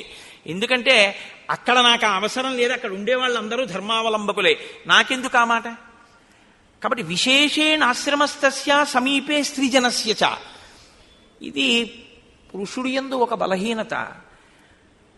ఆడది కనబడితే ఉన్నదో లేదో, అబద్ధమో నిజమో, ఏదో ఓ మాట మాట్లాడేసి అవతల వాళ్ళు అబ్బో ఈయనంత గొప్పవాడా అనుకోవాలనుకుని ఓ మాట మాట్లాడేస్తే వాళ్ళంత వెర్రి వాళ్ళు నమ్మేస్తారని అనుకుంటూ ఉంటారు. రాముడు అటువంటి వాడు కాదుట. సమీపే స్త్రీజనస్య చ. ప్రత్యేకించి పక్కన ఆడవాళ్ళున్నప్పుడే ఆయన అబద్ధాలాడడానికి లేకపోతే ఇతర రకమైనటువంటి ప్రవర్తనకి ఆయన అసలిష్టపడకుండా తనను తాను బాగా కుదురుపరుచుకుని ఉంటాట. ఎందుకు ఈ శ్లోకం ఇక్కడ? ఇప్పుడు అకస్మాత్తుగా రామశీలావిష్కారం కోసం నువ్వెవరు తెలుసుకోవాలనుందని శూర్పణ కంటే రాముడు ఏమన్నాడో చెప్పాలా, వాల్మీకి రాముడు ఎలాంటి వాడో చెప్పాలా? అంటే ఎదర మీరు చూడబోయేటటువంటి సంఘటనని, రాముడు మాట్లాడబోయే మాటల్ని మీరు ఈ కళ్ళద్దాలు పెట్టుకుని చూడవలసి ఉంటుంది జాగ్రత్తగా. తప్ప మీరు న్యాయమూర్తిగా కూర్చుని మీకు ఎలా తోస్తే అలా తీర్పులు చెప్పద్దు. ఈ శ్లోకాన్ని దృష్టిలో పెట్టుకుని జరగబోయే సంఘటన, రాముడు మాట్లాడే మాట, శూర్పణకతో మాట్లాడే మాటల్ని జాగ్రత్తగా గమనించి ఆయన ఎందుకు మాట్లాడతాడో అలా. ఏదో ఆడది కనపడిందా అని వెర్రెక్కిపోయి ఉన్న పద్ధం లేని పద్ధం మాట్లాడేసేసి హాస్య ప్రసంగాలు చేసేసి అక్కడి నుంచి సంతోషం పొందేసేటటువంటి లేకి మనస్తత్వం ఉన్నవాడు కాడు సుమా. ఇప్పుడు ఆయన అన్నాడు, ఏమీ లేదమ్మా, అడుగు అక్కడ ఉన్నాడే ఆశ్రమంలో, అదిగో పాప ఆయన ఏదో కట్టెలవి విరుస్తున్నాడు, ఆయన లక్ష్మణమూర్తి, నా సోదరుడు. ఈమె విదేహ వంశంలో జన్మించింది సీత. ఇయం భార్యాచ వైదేహీ మమ సీతేతి విశ్రుత. ఈమెకి సీత అని పేరు. మేము ముగ్గురం కలిసి, నా తండ్రి దశరథ మహారాజు, మా తల్లి కైకమ్మ మమ్మల్ని వనవాస దీక్ష తీసుకోవాలి అని ఆజ్ఞాపిస్తే మేము ఈ వనవాసానికి వచ్చాం. అంతకన్నా ఇంకా రాముడు ఏం చెప్పలేదు. మా అమ్మ వరాలు అడిగింది, మా నాన్న నన్ను పంపించాడు. ఎవరు ఏ స్థాయిలో అర్థం చేసుకుంటే సరిపోతుందో, ఎవరికి ఎంతవరకు చెప్పాలో అంతవరకు చెప్తే చాలు. అంతే తప్ప అందరి దగ్గరికి వచ్చి దాని గురించి పెద్ద విశేషంగా ఇంకా అదే మోసపోసినట్టుగా ఇంకా అక్కడి నుంచి మొదలుపెట్టి ఒకనొకప్పుడు మా నాన్నగారు నాకు యవరాజ్య పట్టాభిషేకం చేద్దామనుకున్నారు అని ఆ కథంతా మొదలు పెట్టక్కర్లేదు. కాబట్టి అంతే మాట్లాడి వదిలేశాడు.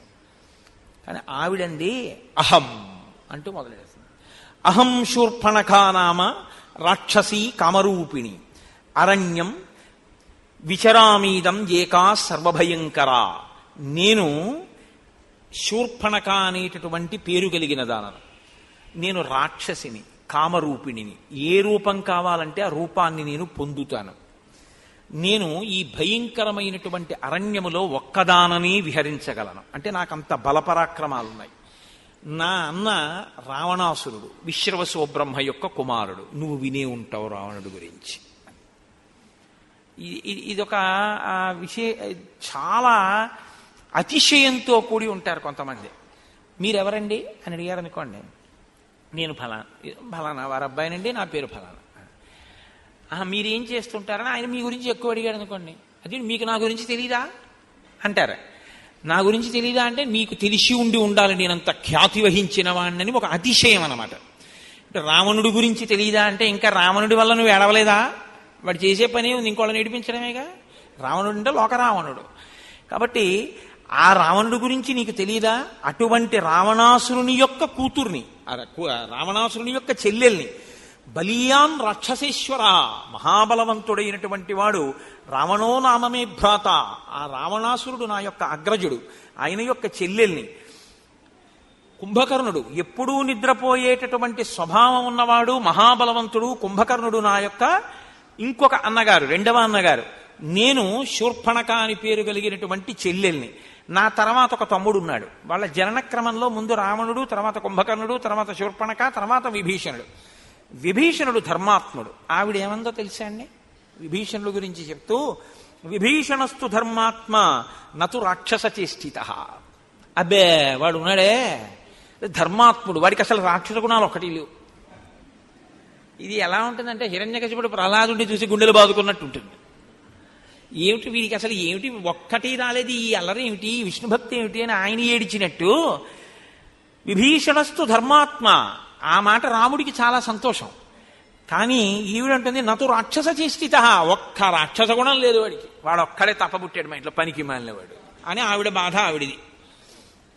అంటే అని ఆవిడంది. రామచంద్రమూర్తి వంక చూసి నాకు అపారమైనటువంటి బలం ఉన్నదాన్ని, నేను ఈ అరణ్యంలో యథేచ్ఛగా విహరిస్తూ ఉంటాను. కాబట్టి సముపేతాస్మి భావేన భర్తారం పురుషోత్తమం, నన్ను నీవు భార్యగా పొంది సుఖమనుభవించు.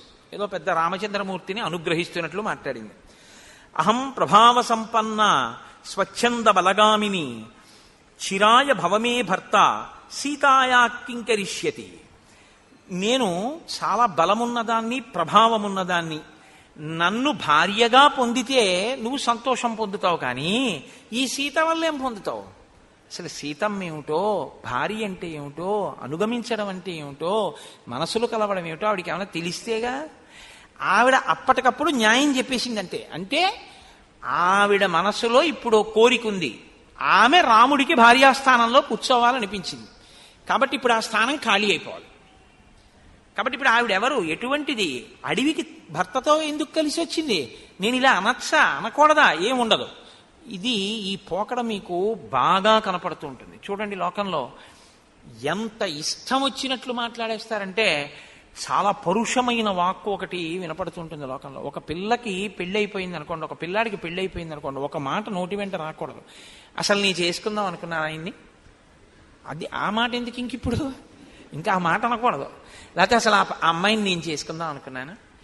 కొంతమంది పెద్దవాళ్ళు కూడా ఆ అమ్మాయిని నా కోడల్ని చేసుకుందాం అనుకున్నాను. ఇంకెందుకు ఆ మాట, చాలా లీకి మాట, అసలు ఆ మాట రాకూడదు. ఇంకా అయిపోయిందంతే, ఊరుకోవాలి. ఆ అమ్మాయి నీ కూతురు, నీ కోడలే, ఆ అబ్బాయిని నీ కొడుకు అనుకో, అమ్మాయి నీ కోడలు కాబోడేటి ఎప్పటికీ కోడలే, నా కోడల్ని చేసుకుందాం అనుకుంటున్నాను అనేటప్పటికే మళ్ళీ అక్కడ ఒక వక్రమైనటువంటి దృష్టి ప్రసారం అయిపోయిందంతే. కొంతమంది మాటలో ఉండేటటువంటి లేఖితనం, మనసు ఎంత వెలితి మనస్సు అన్నది, రాక్షస మనస్తత్వం అంటే ఇంతేనండి, ఇంకేం ఉండదు. రాక్షసులంటే శూర్పణఖ అంటే ఏదో పెద్ద హడావిడి అనుకోకండి. మీలోకి శూర్పణఖ రాకుండా చూసుకోండి. మీలోకి అంటే నువ్వంత పెరిగిపోయావా అని అనుకోకండి. మీలో అన్న మాట ఎందుకంటున్నానంటే, మీరు తొలగించుకోగలిగినటువంటి స్థితిలో ఉన్నటువంటి ఉదాత్తులు నేను అంత తేలిగ్గా పోగొట్టుకోగలిగినంత సాధనలో ఉన్నవాడిని కాను. కాబట్టి మీతో పోల్చుకోవడానికి ఇష్టం లేక నన్ను మీతో కలుపుకోలేదంతే. ఆ విషయంలో మీకన్నా నేను తక్కువ వాడిని అనుసమండి. కాబట్టి వికృతాచ విరూపాచ నచేయం సదృశీతవ అహమేవానురూపాతే భార్యా రూపేణ పశ్యమాం వికృతాచ విరూపాచ. ఈ సీతమ్మ చాలా వికృతంగా ఉంది, విరూపంగా ఉంది. ఇదే సీతమ్మ గురించి రావణుడి దగ్గర చెప్తుంది. ఎంత గొప్పగా చెప్తుందో తెలుసా అండి. అసలు ఆ సీతమ్మ అందం ఏమిటంటుంది.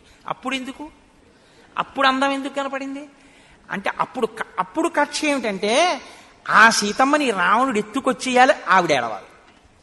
అందుకు సీతమ్మ అందం చెప్పింది. ఇక్కడ సీతమ్మ అందంగా మరి కనపడకపోవడం ఏమిటి అంటే ఇప్పుడు ఈవిడ మాటలు వినేసి రాముడు అకస్మాత్తుగా చిచ్చి నిజమే ఈవిడేంటి బాగులేదు అని అనేసుకుని వదిలేసి శూర్పణఖను చేపట్టేయాలి. తను ఎంత లేకి మనసో రాముడంత లేకి మనసో అనుకోవడం.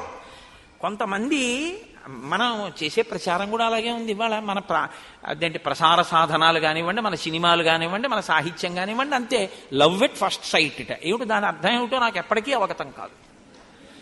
అసలు ఏమి యుక్తాయుక్త విచక్షణ ఏమి. వాడెవరో ఏమిటో ఆవిడికేం తెలియదు, ఆవిడెవరో ఏమిటో వాడికేం తెలియదు.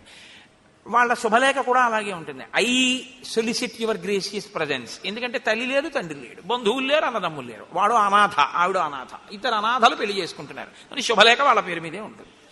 అంత దరిద్రమైన సంస్కృతికి ఇవాళ మనం దిగజారిపోయాం.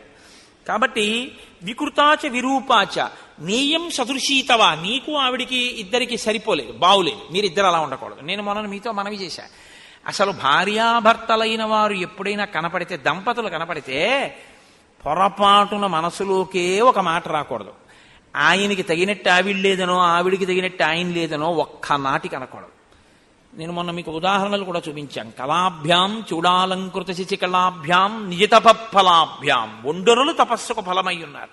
తగునీ చక్రి విదర్భరాజసుతకున్ తథ్యంబు వైదర్భియం తగునీ చక్రికి. ఇంత మంచి తగునే దాంపత్యమీ ఇద్దరిం తగులంగట్టిన బ్రహ్మ నేర్పరి కదా.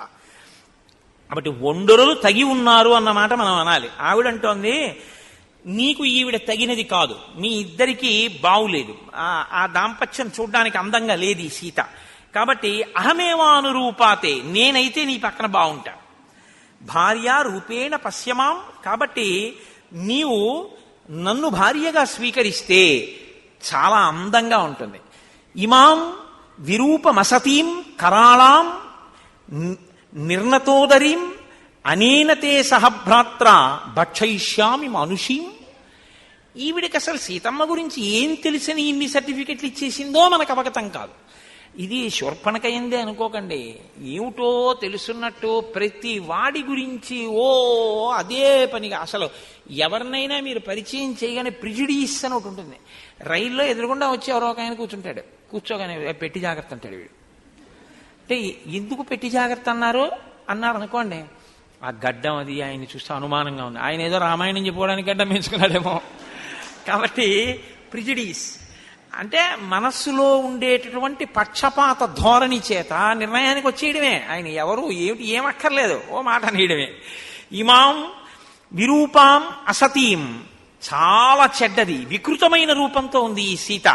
కరాళాం, బాబోయ్ ఎంత భయంకరంగా ఉందో. ఎవరు శూర్పణఖ భయంకరమా, సీతమ్మ భయంకరమా? ఇంకా ఇంతకన్నా హాస్యమే ఉంటుందండి లోకంలో. నిర్ణతోదరీం, ఆ కడుపు చూడు లోపలికి పోయి ఎలా ఉందో. అనేనతే సహభ్రాత్ర, ఈవిడ ఆ లక్ష్మణుడు వీళ్ళిద్దరు ఏమిటి నీతోటి ఇలాగా. ఈవిడ పక్కనుంటే ఒప్పించి ఇప్పుడు ఆవిడ్ని దూరంగా పంపించి నన్ను భార్యాస్థానంలో కూర్చోపెట్టుకోవడం అనేటటువంటిది నీకు కొంచెం సమయం పడుతుందేమో. అంత సమయం నేను ఎదురు చూడడానికి సిద్ధంగా లేను. కాబట్టి ఏం చేస్తానంటే ఈ గొడవ వదిలిపోతే నన్ను స్వీకరిద్దాం అనుకుంటున్నాం. ఆ రాముడి చూపులు ఆవిడకి అంతే అర్థమయ్యాయి అనుకోవాలి. రాముడు ఆవిడ ఈ మాటలు చెప్పగానే అసలు ఇలా నోరు ఎళ్లబెట్టేసి నోటి వెంట చొంగ కార్చుకుంటూ, కొంతమంది రైల్లో వెళ్ళిపోతున్నటువంటి ఆడపిల్లల దగ్గర కిటికీల దగ్గర నిలబడి చూసేటటువంటి కీచకులు ఎలా ఉంటారో అలా ఆవిడ అనేసుకుని, రాముడు నా వంక పాపం ఎంతలా చూస్తున్నాడో, నన్ను తొందరగా భారీగా పొందుదాం అనుకుంటున్నాడు, ఈవిడ్ని ఎలా వదుల్చుకోవడం అనుకుంటున్నాడు, ఈవిడ్ని వదుల్చుకోవడం అనేటటువంటి కష్టం పాపం రాముడికి ఎందుకు పెట్టాలి, అదేదో నేనే తేల్చేస్తే సంతోషంగా నాతో తిరుగుదాం అనుకుంటున్నాడు అని ఈవిడే చెప్పేస్తోంది అంతే తీర్పు. భక్షయిష్యామి మానుషీం, దానికంత పెద్ద నువ్వేం కంగారు పడక్కర్లేదు, నేను తినేస్తాను వీళ్ళిద్దరిని, నేను తినేస్తాను, అప్పుడు నువ్వు నాతో సంసారం చేద్దావు. ఆ తర్వాత ఈయన్ని తినేస్తుందేమో కూడా అనుమానం. కాబట్టి తథ పర్వత శృంగాని వనాని వివిధాని చ పశ్యన్ సహ మయా కాంత దండకాన్ విచరిష్యతి. ఆ తర్వాత వీళ్ళిద్దరినీ తినేయగానే మన ఇద్దరం ఏం చేయాలో తెలుసా, ఇంకా హనీమూన్కి బయలుదేరడమే. తథ పర్వత శృంగాని, పర్వత శిఖరముల మీద మన ఇద్దరం కలిసి, వనాని వివిధాని చ, వివిధమైనటువంటి వనాల్లో పశ్యన్ సహమయా కాంత, నాతో కలిసి దండకాన్ విచరిష్యతి. చక్కగా ఈ దండకారణ్యం అంతా మనం విహరిద్దాం. కాబట్టి నేను వీళ్ళిద్దరినీ తినేస్తాను. ఇప్పుడు మీరు ఈ మాటల చేత ఏమి తెలుసుకోవలసి ఉంటుందంటే, అసలు ఆవిడ ఇప్పుడు రాముడు ఏం చెప్పినా వినడానికి సిద్ధంగా లేదు.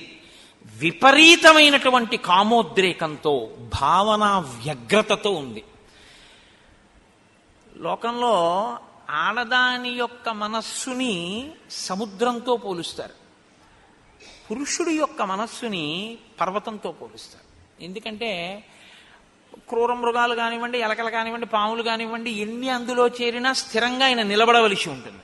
సముద్రం బడబాగ్నిని కడుపులో పెట్టుకుంటుంది, పైకి గంభీరంగా ఉంటుంది. ఆడది ఎంత కష్టం ఉండనివ్వండి, పైకి సంసారంలో భర్తని వీధిలో పడేయకుండా లాక్కొస్తుంది సంసారాన్ని.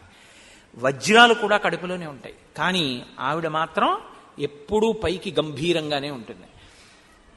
అలా ఇప్పుడు ఈ ఆడదానితో నోర్మోయ్ ఏమిటి మాట్లాడినాడు అనుకోండి, ఇంత భావనా వ్యగ్రత ఎటువైపుకు వెడుతుందో, వెళ్ళి ఇది ఏ స్థితిని తీసుకొస్తుందో. ఒక ఆడదానితో అంత పరుషంగా మాట్లాడడం ఎందుకు? మహర్షి చెప్తున్నారుగా, సమీపే స్త్రీజనస్యచ. ఆడది పక్కనున్నప్పుడు ఆడదానితో మాట్లాడేటప్పుడు రాముడు బహుధా జాగ్రత్తగా ఉంటాడు. ఇది ఆయన దృష్టికోణం. కాబట్టి ఇప్పుడు ఈవిడ్ని ఏమిటా తప్పుడు మాటలు అనొక మాట అంటే, ఈవిడ మనసు ఎలా విరుగుతుందో, దానివల్ల ఎటువంటి పరిణామాలు వస్తాయో భయానికి కాదు. కోరి కోరి ఎందుకు ఒక ఆడదాంతో అంత కఠినంగా ప్రవర్తించాలి? కాబట్టి కొంచెం హాస్యరసాన్ని మేళవించి, చిచి వీళ్ళు లొంగే మనుషులు కారు, వీళ్ళు ఇలాంటి వాళ్ళు వదిలిపారాయి అనేటటువంటి భావన ఆవిడ యందే మనం కల్పిస్తే బాగుంటుంది అని రామచంద్రమూర్తి అనుకున్నారు. అందుకని ఆయన అన్నారు, స్వచ్ఛయా శ్లక్షణయా వాచ స్మితపూర్వమథాబ్రవీత్. ఆయన మహర్షి చెప్పేటప్పుడే చెప్తున్నారు, స్వచ్ఛయ, పరిశుద్ధమైనటువంటి వాక్కు. ఆ వాక్కులో అవతల వారిని ఖేద పెట్టాలి అన్న ఉద్దేశం లేదు. అవతల వాళ్లతో విరసం ఎక్కువైన సరసమాడాలనేటటువంటి హృదయం ఉన్నవాడు కాడు. ఆయన హృదయం ఏమిటంటే ఆవిడ మనసు గాయపడకుండా పంపించేద్దాం. అందుకని ఇప్పుడు మృదువైన మాట, స్వచ్ఛమైనటువంటి మాట, స్మితపూర్వమథాబ్రవీత్, ఒక చిన్న చిరునవ్వుతో ఆయన మాట్లాడారు. ఆయన అన్నారు, కృతదారోస్మి భవతి భార్యేయం దయితా మమ త్వద్విధానాం తు నారీణాం సుదుఃఖ ససపత్నత. ససపత్నత అంటే పక్కన వేరొక భార్యతో పురుషుడు ఉంటే ఆడది సంతోషించదు. ఒక్క భార్య ఉంటే ఆ భార్య పొందేటటువంటి ఆనందంతో పోల్చినప్పుడు వేరొక భార్యని కూడా పురుషుడు పొందితే ఆడదానికి ఎప్పుడూ మనశ్శాంతి ఉండదు. నేను కృతదారోస్మి భవతి, నేను భార్యని కలిగి ఉన్నవాణ్ణి, ఈమె యందు మనసున్నవాణ్ణి, ఈమె యందు నేను ప్రీతి కలిగి ఉన్నవాణ్ణి. కాబట్టి ఇప్పుడు నిన్ను నేను స్వీకరిస్తే నువ్వు నా వలన పొందేటటువంటి సుఖం కన్నా దుఃఖం ఎక్కువగా ఉంటుంది. ఎందుకంటే పక్కన సపత్ని ఇంకొక భార్య ఉంటుంది. ఆ భార్య ఉండగా మనసు కొంచెం ఖేదం పొందుతుంది.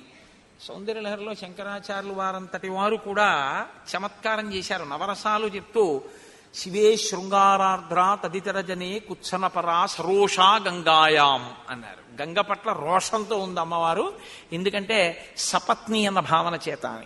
అందుకని ఈ నాకు భార్య ఉంది కాబట్టి నువ్వు అంత సంతోషాన్ని పొందవు. నా భార్యగా నువ్వు ఉండాలి అన్న కోరిక కన్నా, అదిగో అక్కడ ఉన్నాడు చూసావా లక్ష్మణస్వామి, అపూర్వీ భార్యయా చార్ధీ తరుణ ప్రియదర్శన అనురూపస్యతే భర్త రూపస్యాస్య భవిష్యతి అని ఆయన చెప్తూ ఒక మాట అన్నాడు. ఆయన అసపత్నావరారోహే మేరుం అర్క ప్రభాయధ. ఆయన్ని నువ్వు ఎలా పొందుతావంటే మేరు పర్వతాన్ని సూర్యుని యొక్క తేజస్సు, ఆయన యొక్క ప్రకాశం పొందినట్లు పొందు. అంటే సూర్యప్రకాశం వెనక్కే వచ్చేస్తుంది మేరు పర్వతం మీద పడి. ఆ లక్ష్మణుడు ఉన్నాడే భార్య లేనివాడు, ఇతపూర్వం భార్యా సుఖాన్ని పొంది ఉన్నవాడు. కాబట్టి ఆయన నిన్ను భార్యగా దగ్గరుంచుకోవడానికి ఇష్టపడడానికి బహుశः అభ్యంతరం ఉండదు. కాబట్టి అతన్ని ఆశ్రయిస్తే ఈ సపత్ని గొడవ నీకు ఉండదు. పక్కన ఇంకో భార్య ఉండడం అన్న గొడవ ఉండదు. హాయిగా నువ్వు ఒక్కతిగా ఆయనకు భార్యగా ఉంటూ సంతోషంగా కాలం గడపచ్చు. అందుకే నేను ఆయన్ని ఆశ్రయిస్తే బాగుంటుంది అని. అంటే ఆవిడకి మీరు ఒకటి ఆలోచించండి, ఆవిడ మనసు ఎంత లీకిదో చూడండి. ఆయన్ని కాకపోతే ఆయన తమ్ముడిని. అంటే ఇది ఎలా ఉంటుందంటే, కాస్త ఉప్మా చేసి పడే గబగబా వెళ్ళిపోవాలన్నాడు అనుకోండి. గోధుమ రవ్వ లేదండి, మీరు అయ్యో ఇలా అనలేదు, ఇంట్లో బొంబాయి రవ్వ లేదండి, పోన్లే ఏదో ఉన్నా ఆ మైదా పిండితో అట్టుముక్క పోసేయి. అట్టుముక్క పోసేసినా పర్వాలేదు, లేకపోతే ఉప్మా చేసి పెట్టేసినా పర్వాలేదు, దానికి తప్పేం లేదు. ఏదో ఒకటి తిని ఆయన వెళ్ళిపోదాం అనుకుంటున్నాడు. రుచికి లొంగడం కాదు, కార్యం మీద వెళ్ళడం ప్రధానం. దానికి పనికొస్తుందేమో కానీ కామం తీర్చుకోవడానికి అన్నయ్య అయినా పర్వాలేదు, తమ్ముడైనా పర్వాలేదు అంటే ఇది ఎంత అసహ్యకరమైనటువంటి విషయం. అంతకన్నా దానికి వ్యాఖ్యానం అనవసరం. ఇప్పుడు ఆవిడ వెంటనే లక్ష్మణుడి దగ్గరికి వెళ్ళిపోయింది. వెళ్ళిపోతే లక్ష్మణుడు చూసి అన్నాడు, ఇలా ఇద్దరు చిచి మూర్ఖులు, వీళ్ళకి అసలు ఒక ఆడదాన్ని అంగీకరించడమే చేతకాని వాళ్ళని అది ఆవిడ వెళ్ళిపోతుంది. మనని మనసులో ఒకలాగా నింద చేసుకుని వెళ్ళిపోయినా ఆడదాన్నంతకన్నా మనం బాధ పెట్టకుండా పంపించేస్తే గొడవ వదిలిపోతుంది, మన ధర్మం చెడకుండా ఉంటుందన్నది రాముడి యొక్క హృదయం. కాబట్టి ఆయన లక్ష్మణుడి దగ్గరికి పంపాడు. ఆవిడ లక్ష్మణుడి దగ్గరికి వెళ్ళి మళ్ళీ ఇదే అడిగింది, నన్ను భర్తగా స్వీకరించు. అంటే ఆయన అన్నాడు, కథం దాసస్యమే దాసి భార్యా భవితుమిచ్చసి. నేనే దాసుణ్ణి, ఆయనకు పువ్వులు తేవడం, దర్భలు తేవడం, కర్రలు తేవడం, పర్ణశాల కట్టడం, స్నానానికి ఆయనతో కలశ పట్టుకుని వెళ్ళడం, ఆయన బట్టలు పిండి ఆరేస్తుండడం, అవి నేను చేస్తుంటాను. నేనే ఓ దాసుణ్ణి. దాసుణ్ణి పెళ్ళాడితే నువ్వేమవుతావు? దాసి అవుతావు. కాబట్టి నువ్వు నేను కలిసి ఏం చేయాలంటే ఆయనకి ఆవిడికి దాస్యం చెయ్యాలి. కాబట్టి నన్ను పొంది సుఖమే ఉంటుంది. ఆయన అంటావా స్వతంత్రుడు, సేవలు అందుకునేటటువంటి వాడు, కాబట్టి ఆయనకి భార్య అయితేనే బాగుంటుంది ఆయన అని ఆయన చిన్న పరిహాసం ఆడాడు. ఆయన అన్నాడు, ఆర్యస్యత్వం విశాలాక్షి భార్యాభవయ వీయసి. నీలాంటి అందగత్త భార్యగా వస్తాను అంటే ఆ నరకాంతను చూసి ఎవడు మాత్రం భార్యగా ఉంచుకుందాం అనుకుంటాడు? నీ మీద మోజు పడ్డావు. ఏనాం విరూపామ సతీం, ఆమె అదిగో సీతం ముందు చూసావా విరూపంగా ఉంటుంది, చెడ్డది. కరాళాం, ఆవిడన్న మాటలే భయంకరమైనటువంటిది. నిరతోదరి, కడుపు లోపలికి పోయింది. ఇవి శూర్పణకన్న మాటలేగా. నీ దృష్టిలో ఆవిడ అలా ఉందని లక్ష్మణమూర్తి అంటారు ఆ సీతమ్మని. కాబట్టి భార్యాం వృద్ధాం పరిత్యజ్య, ఆవిడ వృద్ధురాలు అయిపోయింది, అందుకని వదిలిపెట్టారు. ఆవిడ వృద్ధురాలు అయితే ఆవిడ చేసుకున్నవాడు వృద్ధుడు అవడేంటి, ముందే వృద్ధుడవుతాడు. అసలు లోకంలో అనకూడని మాట ఏంటంటే, తాతగారు మీకు పిల్లని చూస్తామంటే, తాతగారు మీరు పెళ్లి చేసుకోండి అన్నాడు అందనుకోండి మనవరాలు, ఇప్పుడు నాకు పిల్లనిచ్చేవాడెవడరా అంటే ఆ తాతగారు పళ్ళు ఏమైనా మిగిలితే ఊడగొట్టేయాలి. నోర్మోయి ఇప్పుడు నాకు పెళ్ళి ఏమిటి అనాలి. అంతేగాని నాకు ఇంకా పిల్లనిచ్చేవాడెవడరా అంటే ఏమిటి, అంటే ఎవడన్నా ఇస్తే చేసుకుంటావు ఇప్పుడు. కాబట్టి ఆయన లక్ష్మణమూర్తి ఆవిడ కోణంలోనే చెప్తున్నారు. నువ్వు ఇలా కదా అనుకుంటున్నావు, అప్పుడు రాముడు నిన్నెందుకు స్వీకరించాడు అనుకుంటున్నావు. కాబట్టి ఆవిడ వృద్ధురాలు అయిపోయింది. ఆవిడ వృద్ధురాలు అయితే రాముడు వృద్ధుడవడం ఏమిటి, ఆవిడకన్నా పెద్ద ఆయన ముందే వృద్ధుడై కూర్చుని ఉంటుంటాడు. కాబట్టి భార్యాం వృద్ధాం పరిత్యజ్య త్వమేనైష భజిష్యతి, నిన్ను స్వీకరిస్తాడు, సంతోషంగా ఉండొచ్చు. కాబట్టి త్వమేవైష భజిష్యతి, కాబట్టి నిన్ను స్వీకరిస్తాడు, సంతోషంగా నువ్వు రాముడి దగ్గరికి వెళ్ళు. అంటే ఆవిడకున్న పెద్ద లోపం ఏమిటి అన్నది దిద్దబడలేదు వీళ్ళ మాటల వల్ల. అంటే ఒక్కొక్కసారి చూడండి, ఇన్క్యూరబుల్ డిసీజ్ అంటాడు డాక్టర్ గారు. నా దగ్గర ఉన్న మందులన్నీ వాడేశానండి, ఇంజక్షన్లు అన్నీ చేసేసాము, ఈ వ్యాధి లొంగట్లేదు, ఈ వ్యాధే మందుల్ని లొంగ తీసేసుకుంటారు. కాబట్టి ఇప్పుడు ఇంకా ఈయన బతుకుతాడు అని చెప్పడం కష్టం అంటారు.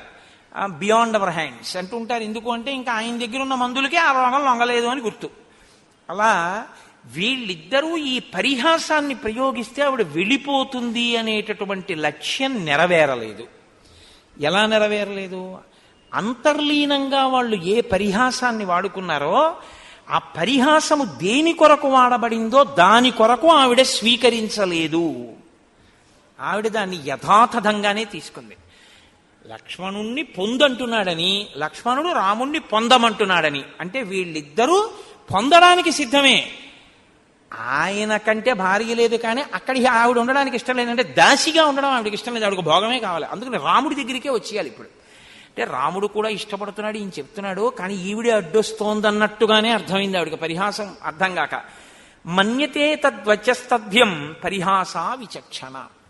ఆవిడికి అసలు ఆ పరిహాసము అనేటటువంటిది ఎందుకు ప్రయోగించారన్న దాని తాత్పర్యము అర్థము కాలేదు కాబట్టి ఆమె రాముడి దగ్గరికి వెళ్ళింది. మళ్ళీ సీతమ్మతో కూర్చుని పర్ణశాలలో ఆయన మాట్లాడుతున్నాడు.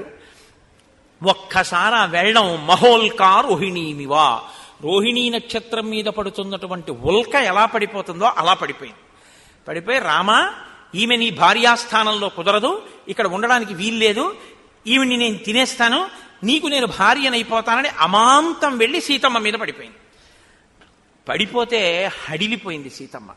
వెంటనే రాముడు ఒక్కసారి హుంకారం చేశాడు. ఆ హుంకారానికి ఒక్క క్షణం ఆగింది. వెంటనే రాముడు లక్ష్మణుడి వంక తిరిగి అన్నాడు, క్రూరైరనా అనార్యై సౌమిత్రే పరిహాస కదంచన. ఈమె చాలా క్రూరురాలు, అనార్యమైనటువంటి మనిషి. ఇటువంటి ఆవిడితో పరిహాసం కుదిరేటట్టుగా లేదు. ఇటువంటి ఆవిడితో ఎక్కువ పరిహాసం మంచిది కాదు కూడా. న కార్య పశ్య వైదేహీం కథంచిత్ సౌమ్య జీవతీం. కొంచెం నేను కానీ జాగరూకుడనై ఉండకపోతే సీతమ్మ బతికుండేది కాదేమో, అమాంతం కొరికి తినేస్తుంది కూడా.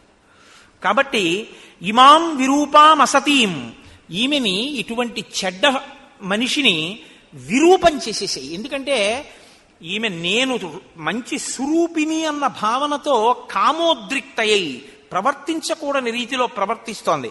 కాబట్టి విరూపం చెయ్యి, అప్పుడు ఇటువంటి భావనలు పోతాయి. చంపడం ఇష్టం లేక ఆడదాన్ని సాధ్యమైనంత అవకాశం ఇచ్చే ప్రయత్నం రామచంద్రమూర్తి చేస్తున్నారు. కాదు ఒక నరుడిగా అలా ప్రవర్తించినట్లు కనపడుతూ అవతార ప్రయోజనాన్ని కూడా సిద్ధింపచేస్తుంటారు. లేకపోతే తాటకని సుబాహుని చంపినటువంటి వారు మారీచుణ్ణి విడిచిపెట్టడం కూడా రామావతార ప్రయోజనం సిద్ధింపచేసుకోవడానికి మార్గమే అయింది. కాబట్టి ఇమాం విరూపమసతీం అతిమత్తాం మహోదరీం రాక్షసీం పురుషవ్యాఘ్ర విరూపయితుమర్హసి. ఈమెని వెంటనే నువ్వు విరూపని చెయ్యి అనేటప్పటికీ చిచ్ఛేదకర్ణనాశం మహాబల. అక్కడే ఉన్నటువంటి ఖడ్గాన్ని తీసి లక్ష్మణమూర్తి ఆమె యొక్క ముక్కు చెవులు కోసేశాడు. ముక్కు చెవులు కోసేస్తే చాలా విరూపంగా ఉంటారు కదండి. చెవులు అనేటటువంటివి ఏదో కళ్ళజోడు పెట్టుకోవడానికి బాగుండేవిలా ఉంటాయి అనిపిస్తుందేమో, కానీ నేను ఒకసారి రైల్లో వెళ్తున్నప్పుడు నేను నిద్రపోతుండగా లోయర్ బెర్త్లో ఉండగా పక్క బెర్త్లోకి ఎవరో రాత్రి వేళ ఏదో జాయినింగ్ ఎట్ సో స్టేషన్స్ ఉంటారు కదా, వచ్చి పడుకున్నారు. అయిపోయిందా, దుప్పటి కప్పారు, పడుకోబెట్టారు. ఆ మర్నాడు నేను ఉదయం నిద్ర లేచి మొహం గడుక్కుని కూర్చున్నాను. సికింద్రాబాద్లో దిగిపోవాలి. సికింద్రాబాద్ అంటే ఎంతసేపు పడుతుంది? గోదావరి ఎక్స్ప్రెస్. ఆ రోజుల్లో గౌతమి లేదు. ఆయన ఈ పడుకున్న అయినటువంటి ముఖం నుంచి బట్ట కిందకి జారిపోయింది. నాకు 2 రోజులు భోజనం సహించలేదు. కారణం ఏంటంటే ఆయన ఏ అగ్ని ప్రమాదానికి లోనయ్యాడో నాకు తెలియదు, కానీ ఆయన కనుగుడ్లు, ముక్కు, చెవులు అన్నీ కాలిపోయాయి. కాలిపోవడంలో ఈ ముక్కుకు బదులు 2 కన్నాలు మాత్రమే కనపడుతున్నాయి. ఈ చెవులు తీసేసి వీటి బదులు ఇక్కడ 2 కన్నాలు కనపడుతున్నాయి. నాకు విరూపం పొందడం, ముక్కు చెవులు కొయ్యడం అంటే ఎంత వికృతంగా ఉంటారో, ఎంత ఇక వెళ్ళి ఎవరి దగ్గర నేను అందగత్తెనని చెప్పుకోకుండా ఉండడానికి లక్ష్మణుడు విరూపవతిని ఎందుకు చెయ్యవలసి వచ్చిందో, ఎందుకు ముక్కు చెవులు కోశాడో అప్పుడు అర్థమైంది. ఆ ముక్కు చెవులు పోతే అంత విరూపాన్ని పొందుతారు, కానీ ప్రాణం మాత్రం పోదు. ఏదో వైటల్ ఆర్గాన్ని తీసేసినట్టుగా మాత్రం కాదు. ఎందుకంటే ముక్కు కోసేసినంత మాత్రాన ఊపిరాడకపోదు, చెవులు తీసేసినంత మాత్రాన వినపడవలసినవి వినపడకుండా ఉండవు. ఇక నుంచి కనీసం ఆవిడ ఈ మాట అనకూడదు, జాగ్రత్తగా వినాలి, జాగ్రత్తగా చూస్తూ ఉండాలి, జాగ్రత్తగా వాసనలు గ్రహిస్తూ ఉండాలి తప్ప ఇష్టం వచ్చినట్టు. ప్రధాన ప్రయోజనం ఒక్కటే, స్పష్టంగా రాముడు చెప్తున్నాడు, విరూపను చెయ్యి, చంపమని చెప్పలేదు. ఇక ఎప్పుడూ ఇటువంటి కామోద్రేకం పొందకూడదు, ఈవిడ ఎవరినీ బాధ పెట్టకూడదు. కాబట్టి వెంటనే లక్ష్మణమూర్తి ఆ ముక్కు చెవులు కోసేశారు. ఇప్పుడు ఆవిడ పెద్ద కేక వేసుకుంటూ, పెద్ద గర్జన చేసుకుంటూ ఆ కారిపోతున్నటువంటి నెత్తుటితోటి కరుడు అనబడేటటువంటి ఆవిడ సోదరుడి దగ్గరికి వెళ్ళి పడిపోయింది. అక్కడే జనస్థానంలో ఆయన 14,000 మంది రాక్షసులతోటి ఉంటున్నాడు. ఆ కరుడు ఆయన దగ్గర ఉండేటటువంటి సేనాధిపతులు త్రిశిరసుడు అనబడేటటువంటి ఆయన 3 తలకాయలతో ఉంటాడు. దూషణుడు అనబడేటటువంటి ఒక సేనాధిపతి, 14,000 సైన్యం. వీళ్లతో కరుడు ఆ జనస్థానంలో ఉంటున్నాడు. ఈ కరుడు విశ్రవసో బ్రహ్మయందు పాక అనబడేటటువంటి ఒక రాక్షసాంగన ఎందు జన్మించినవాడు. అందుచేత శూర్పణఖకి సోదరుడయ్యాడు అని మహాభారతంలో ఉంది. కాబట్టి తనకి సోదరుడవుతాడు కరుడు. ఇప్పుడు ఆ కరుడు దగ్గరికి వెళ్ళి పడిపోయింది ఆవిడ. పడిపోతే ఆయన అన్నాడు, ఏమీ ఎవరికీ అపకారం చేయకుండా పడుకున్నటువంటి నల్లత్రాసు యొక్క తోక ముట్టుకున్నవాడెవడు, కోరి కోరి ప్రాణముల మీదకి ఉపద్రవం తెచ్చుకున్నవాడెవడు, జనస్థానంలో నేను ఇంతమంది రాక్షసులతో ఉండగా నీ ముక్కు చెవులు కోసి నిన్ను విరూపని చేసిన వాడెవరు, నాకు చెప్పవలసింది. అంటే ఆవిడికి ఇంకా ఎంత కామం ఉండిపోయిందంటే రామలక్ష్మణుల మీద. ఆవిడంది, తరుణౌ రూపసంపన్నౌ సుకుమారౌ మహాబలౌ పుండరీక విశాలక్షౌ చీర కృష్ణాజినాంబరౌ ఫలమూలాశనౌ దాంతౌ తాపసౌ ధర్మచారిణౌ పుత్రౌ దశరథస్యాస్తం భ్రాతరౌ రామలక్ష్మణౌ. నేను దండకారణ్యంలో ఇద్దరిని చూశాను. వాళ్ళు తరుణవు, మంచి యవ్వనంలో ఉన్న వాళ్ళు, రూపసంపత్తి కలిగినటువంటి వాళ్ళు, సుకుమారులు, మహాబలవంతులు, విశాలమైనటువంటి కన్నులు కలిగినటువంటి వాళ్ళు, నారచీరలు కట్టుకున్న వాళ్ళు, ఆ జింక చర్మాన్ని కట్టుకున్నటువంటి వాళ్ళు, ఫలమూలములను తింటున్న వాళ్ళు, ఇంద్రియ నిగ్రహము కలిగినటువంటి వాళ్ళు, తాపసులు, ధర్మమును ఆచరించేటటువంటి వాళ్ళు, దశరథ మహారాజు యొక్క పుత్రులు, అన్నదమ్ములు, రామలక్ష్మణులు అన్న పేరు కలిగినటువంటి వాళ్ళు. వాళ్ళ మధ్యలో ఒక ఆడదుంది. జరిగిన వృత్తాంతాన్ని జరిగినట్టు చెప్పదు. ఇప్పుడు ఏది రాముడు జరగకూడదనుకున్నాడో అదే జరిగింది. ఆడదాని పగ కింద తిరిగింది రామాయణం. నేను మీతో మనవి చేసింది ఇదే. శ్రీరామాయణం ఎక్కడ మీరు అయిపోతుందనుకుంటారో అక్కడ ఒక ఆడదొచ్చి రామాయణాన్ని కొనసాగిస్తుంది. ఎప్పుడో అయోధ్యకాండలో అయిపోవలసిన రామాయణాన్ని మందరా ప్రవేశంతో పెరిగింది. మళ్ళీ ఇక్కడ అయిపోతోందని అగస్త్యుడే ఒప్పుకున్నాడు. అయిపోయిందయా, మీ నాన్నగారు అడిగిన వరం ప్రకారం 14 ఏళ్ళు పూర్తి అయిపోవచ్చు, ఇంకో ఏడాది దగ్గరుంది. శూర్పణకొచ్చి కథని పొడిగిస్తోంది. ఎదర సీతమ్మ తల్లి ఉరి వేసుకుందాం అనుకుంటే త్రిజట పొడిగిస్తుంది. రావణాసురుడు కత్తెత్తితే ధాన్యమాలిని పొడిగిస్తుంది.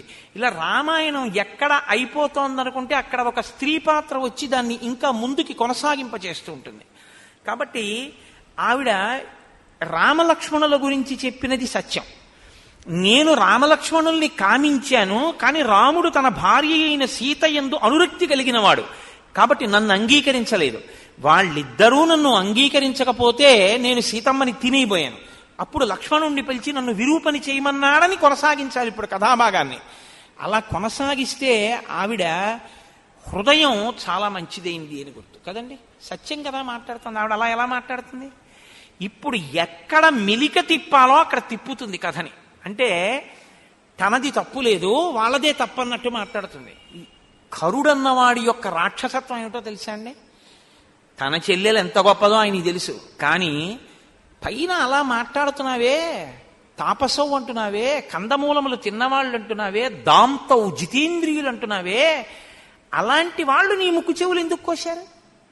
కేవలం ఒక చిన్న కారణానికి కోసేస్తారా అని విచారణ చేసే ప్రయత్నం ఆయన చేయడు. తలుచుకున్నప్పుడే తాత పెళ్ళి అంటారే, అటువంటి వాళ్ళకి ఏమిటంటే అవకాశం దొరికితే చాలు వెళ్ళి మీద పడిపోవడం ఎవరి మీద. ఇప్పుడు ఆవిడంది, తరుణీ రూపసంపన్న సర్వాభరణ భూషిత దృష్టా తత్ర మయా నారీ తయోర్మధ్యే సుమధ్యమ తాభ్యాం ఉభాభ్యాం సంభూయ ప్రమదాం అధికృత్యతాం ఇమాం అవస్థాం నీతాహం యథా అనాథా సతీ తథా. ఆమె వాళ్ళ మధ్యలో ఒక కాంత ఉంది, చాలా అందగత్తె. ఇప్పుడు ఎలా అందగత్తెగా కనపడుతోంది అంటే, తనకి అనుకూలంగా కథని ఎప్పుడు మార్చుకుందామనుకుంటే అప్పుడు ఆవిడ ఎవరిని పణంగా పెట్టిందంటే సీతమ్మనే పణంగా పెట్టి మాట్లాడింది. ఒక ఆడదాని కక్ష ఎవరి వైపుకి తిరిగిందంటే ఆడదాని వైపుకే తిరిగింది. ఎందుకని అంటే ఆ స్థానం భర్తీ అయి ఉండడమే తను ఆ స్థానాన్ని ఆక్రమించలేకపోవడానికి కారణం.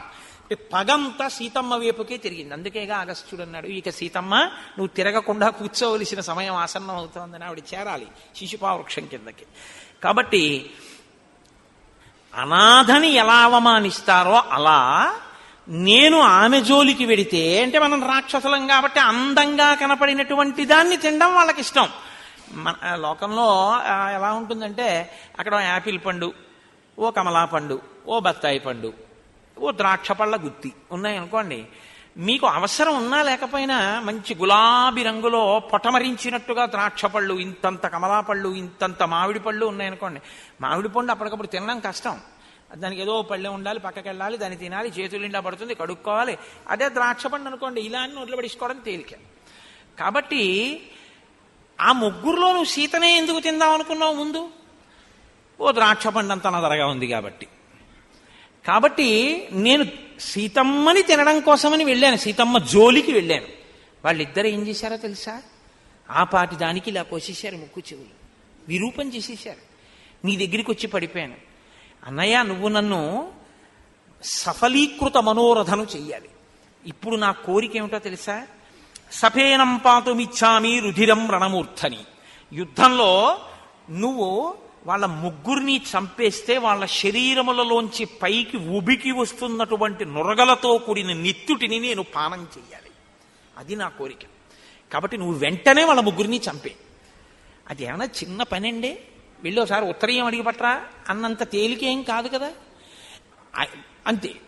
ఆయన ఉద్ధతి కూడా అలాగే ఉంటుంది. రాక్షసుడంటే వినదగునెవ్వరూ చెప్పినా అన్నట్లుగా వినినంతనే వేగపడక వివరింపదగున్ కనికల్ల నిజము తెలిసిన మనుజుడే పోనీతి పరుడు మహిళోషుమతి. ఆయనకి అదేం అక్కర్లేదు. విన్నాడంతే పగ. ఎక్కడెక్కడ ఎవడి మీద తగువుకెళ్ళడానికి అవకాశం దొరుకుతూ ఉంటుందా అని వాళ్ళు వెతుక్కుంటుంటారు. అప్పుడు వెంటనే ఆయన ఏమన్నాడంటే 14 మహాబలాన్, ఓ 14 మంది బలవంతులైనటువంటి వాళ్ళని పిలిచాడు. పిలిచి, మీరు ఆ రామచంద్రమూర్తి మీదకి యుద్ధానికి వెళ్ళండి, రామలక్ష్మణుల్ని సంహరించి రండి. వాళ్ళు అనుకున్నారు సీతారామలక్ష్మణులు తాపసులు, నరులు, పెద్ద చంపడం పెద్ద విశేషం ఏమిటి, వాళ్ళు పెద్ద గండ్రకత్తులు వేసుకుని వెళ్ళిపోయారు. దాని గురించి పెద్ద నేనేం వర్ణన చేయవలసిన అవసరం అందులో ఏం ఉండదు. వాళ్ళు వెళ్ళిపోయి ఆయన్ని యుద్ధానికి పిలిచారు. ఆయన అన్నాడు, మీరెవరు, ఎందుకు వచ్చారు యుద్ధానికి అని అడిగాడు. ఆయన విషయం కనుక్కోకుండా అలా వీళ్ళల్లా ఆయన చంపేస్తే అప్పుడు రాముడికి కరుడికి తేడా ఏమి ఉండదు. అంటే వాళ్ళు ఇదిగో ఫలానా కారణానికి నువ్వు శూర్పణకి అవమానం చేసావుట, అందుకని నిన్ను చంపేయడానికి వచ్చేసామే ఉన్నారు. ఆయన అన్నాడు, మీరు నన్ను చంపేయడం ఏమిటి? నేను ఒక ధార్మికమైన మార్గంలో ఉన్నవాణ్ణి, ధార్మికమైన నిష్ట కలిగినటువంటి వాణ్ణి. మీరు నా జోలికి వస్తే మాత్రం మీరు 14 మంది మిగలరని గుర్తించండి. వాళ్ళు అలా ఏం మాటలకి వినేటటువంటి వాళ్ళు కారు. కాబట్టి ఇప్పుడు 14 మంది ఆయన మీదకి యుద్ధానికి వెళ్ళారు. ఆయనకి అది పెద్ద విశేషమే ఉంటుందండి. రామచంద్రమూర్తికి 14 మంది యొక్క గుండెలు చీల్చి అసలు పారేశాడు. ఒకేసారి 14 బాణములను ప్రయోగించాడు. అవి వీళ్ళ గుండెలను చీల్చి భూమిలో గుచ్చుకుని వెనక్కి తిరిగి వచ్చాయి. 14 మంది తెగటారిపోయారు. విచిత్రం ఏమిటంటే దీనికి ముక్కు చెవులు తెగిపోయి ఇంకా నెత్తురు కారుతున్నా ఈవిడ కూడా వచ్చింది వెనకాల శూర్పణఖ. ఎందుకో తెలుసా అండి? ఆవిడ కోరిక పగ, కామము దేని కింద మారిందంటే పగగా మారింది. ఇది కదూ లలితా సహస్రనామ స్తోత్రంలో అమ్మవారి చేతిలో ఒక చేతిలో 5 పుష్పబాణములు ఉంటాయి. మనోరూపేక్షుకోదండ పంచతన్మాత్రశాయక. ఆవిడ క్రోధాకార అంకుశోజ్వల. అమ్మవారి అనుగ్రహం ఉంటే నాకు ఈ దిక్కుమాలిన కోపం ఏమిటని కోపం మీద కోపం వస్తుంది. కోపం మీద కోపం వచ్చింది అంటే మీరు సాధకుడు అయ్యారని గుర్తు. అమ్మవారి అనుగ్రహం ఉంటే కోపం మీద కోపం. అమ్మవారి అనుగ్రహం లేనంతసేపు కామం తీరకపోతే కోపం, తీరితే తృప్తి, తీరకపోతే కోపం. అక్క చెల్లెళ్ళు 2 పక్క పక్కనే ఉంటాయి. కాబట్టి ఇప్పుడు ఆవిడికి కోరిక తీరలేదు కాబట్టి ఏది పుట్టింది? పక్కన పగ పుట్టింది. ఇప్పుడు ఆ పగ చల్లారాలంటే తన కళ్ళతో చూడాలి. సీతారామ లక్ష్మణులు తెగటారిపోవాలి, ఆ నిత్తురు జుర్రుకోవాలి. అదేంటి అంత కామించిన స్త్రీ అలా చెయ్యొచ్చా అంటే ఇదే రాక్షసత్వము అన్న మాటకి ప్రతీక. నాకు దక్కకపోతే యాసిడ్ పోసేస్తా అన్నాడు అనుకోండి, ఎప్పుడో రామాయణం అని మీరు అనుకోవద్దు. ఇప్పటికీ శూర్పణఖ బతికే ఉంది ఆయన యందు అని గుర్తు. తనకి దక్కకపోతే నెత్తురు తాగేస్తాడంతే, చంపేస్తాడు అవతల వాళ్ళని. అంటే ఎంత రాక్షసత్వమో చూడండి. తనకే దక్కాలి, దక్కకపోతే నెత్తురే తాగుతాను. అందుకు వచ్చింది ఆవిడ వెనకాతల. కానీ ఇప్పుడు ఆవిడ అనుకోని పరిణామం ఏమిటంటే 14 మంది చచ్చిపోవడం. ఇప్పుడు మళ్ళీ కాబట్టి ఏం చేసింది? మళ్ళీ పరిగెత్తుకుంటూ కరుడి దగ్గరికి పోయి ఆ కరుడితో మళ్ళీ మొరపెట్టుకుంది. 14 మందిని కనురెప్పపాటులో కొట్టేశాడు. నువ్వేమిటనుకుంటున్నావు? మహావీరుణ్ణి అనుకుంటున్నావా? దండకారణ్యంలో ఋషులందరినీ రక్షిస్తానంటున్నాడు. ఉగ్రమూర్తి, మహానుభావుడు. తెగటార్చేస్తాడు. 14 మంది పనికి రాకుండా పోయారు రాముడి ముందు.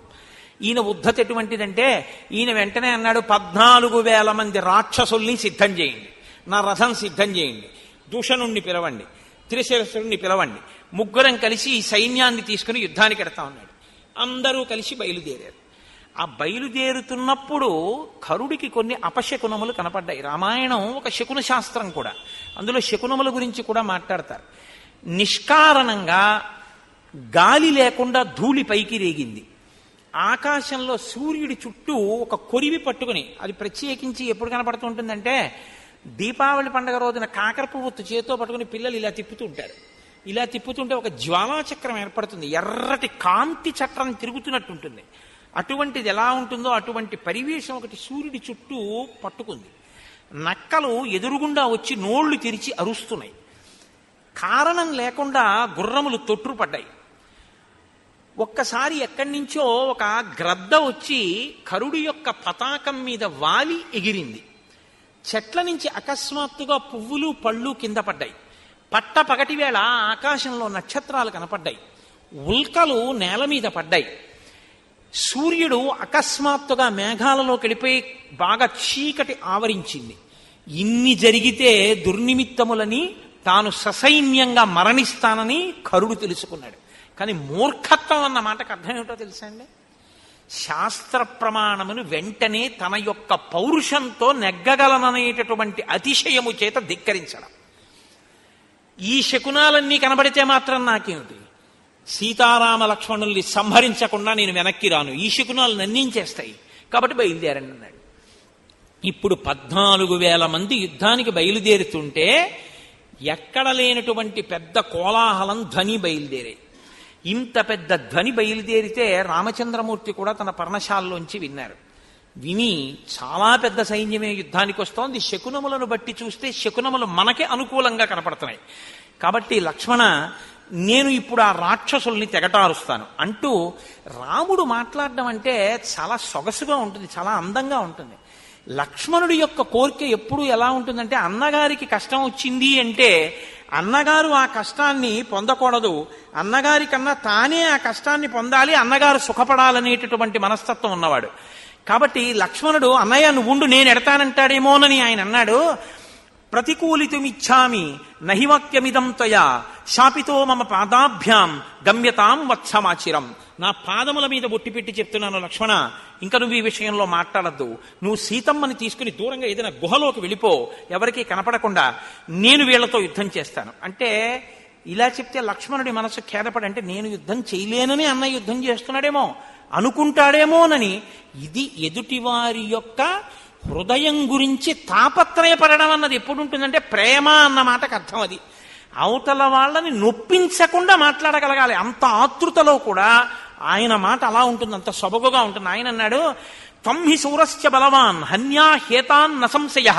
నువ్వు చాలా బలవంతుడివి, నువ్వే చంపేయగలవా సైన్యాన్నంతటినీ లక్ష్మణ, అందుకొరకు కాదు, స్వయం తుహంతుమిచ్చామి, నేనే చంపాలి అని అనుకుంటున్నాను ఇవాళ, అందుకని సర్వనేవ నిశాచరాన్, వచ్చినటువంటి రాక్షసులందరినీ నేను చంపుతాను, కాబట్టి నువ్వు వెంటనే వదిన్ని తీసుకుని గుహలోకి వెళ్ళిపో అంటే. ప్రవేశింపరానటువంటి ఒక గుహలోకి సీతమ్మ తల్లిని తీసుకుని లక్ష్మణమూర్తి వెళ్ళిపోయారు. ఇప్పుడు రాముడు యుద్ధానికి సిద్ధపడుతున్నాడు. దేవతలు, ఋషులు, సిద్ధులు అందరూ పరుగు పరుగున వచ్చారట. ఎందుకని ఒక గొప్ప సన్నివేశం. 14 సహస్రాణి రక్షసాం భీమకర్మణాం ఏకశ్చ రామో ధర్మాత్మ కథం యుద్ధం భవిష్యతి. 14,000 మంది అధర్మాత్ములైన వాళ్ళు ఒక పక్క, ధర్మాత్ముడైన రాముడు ఒక పక్క. యుద్ధంలో కూడా ధర్మం తప్పనివాడు ఆయన, యుద్ధంలో కూడా వక్ర మార్గాల్లో వెళ్లేవాళ్ళు వాళ్ళు. 14,000 మంది అటు, ఒక్కడు ఇటు. వాళ్ళు వేసే ఆయుధాల నుంచి తనను తాను రక్షించుకుంటాడా, వాళ్ళని తాను నిగ్రహిస్తాడా? అసలు వాళ్ళు వచ్చి మీద పడకుండా, యుద్ధం ఎందుకంటే 14,000 మంది మీద పడిపోతే చాలు. 14,000 మందిని ఒకడే నిగ్రహించాలి. నిగ్రహిస్తాడా? ఇది చూడవలసిన విషయం. నిగ్రహించగలడు, వాళ్ళకి తెలుసు.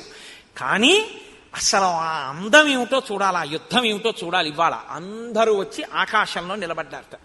మహర్షి అంటారు, చాలా గొప్ప మాట వాల్మీకి మహర్షి, ఆయన రచనకి నేను కితాబులు ఇవ్వడమా? అటువంటి రచన చేత మనం పవిత్రులం కావడమే తప్ప గంగాజలలవ కణికా పీత అని శంకరాచార్యులు వారు చెప్పినట్టు వాల్మీకి రామాయణంలో ఒక్క శ్లోకమైన చదువుకుని జీవితాన్ని తరింప చేసుకోవడమే. బభూవ రూపం క్రుద్ధస్య రుద్రస్యేవ పినాకినః. పినాకము అంటే పాతి జగదిది పినాకం అని దానికి వ్యుత్పత్తి. అది లోకాన్ని రక్షించేది, కేవలం లయం చేసేది కాదు. నేను మీకు ఇందాక మనవి చేశాను కూడా ఆ పినాకం గురించి. ఆయన లోకరక్షణకు కూడా దాన్ని పట్టుకుంటాడు. ఆ పినాకం అనేటటువంటి ధనస్సు పట్టుకున్నటువంటి పరమేశ్వరుడు లోకాల్ని లయం చేసినప్పుడు నిలబడిన రూపం ఘోర రూపంగా ఎలా ఉంటుందో అంటే ఆ రూపాన్ని చూడడం ఎవరికి శక్యం కాదు.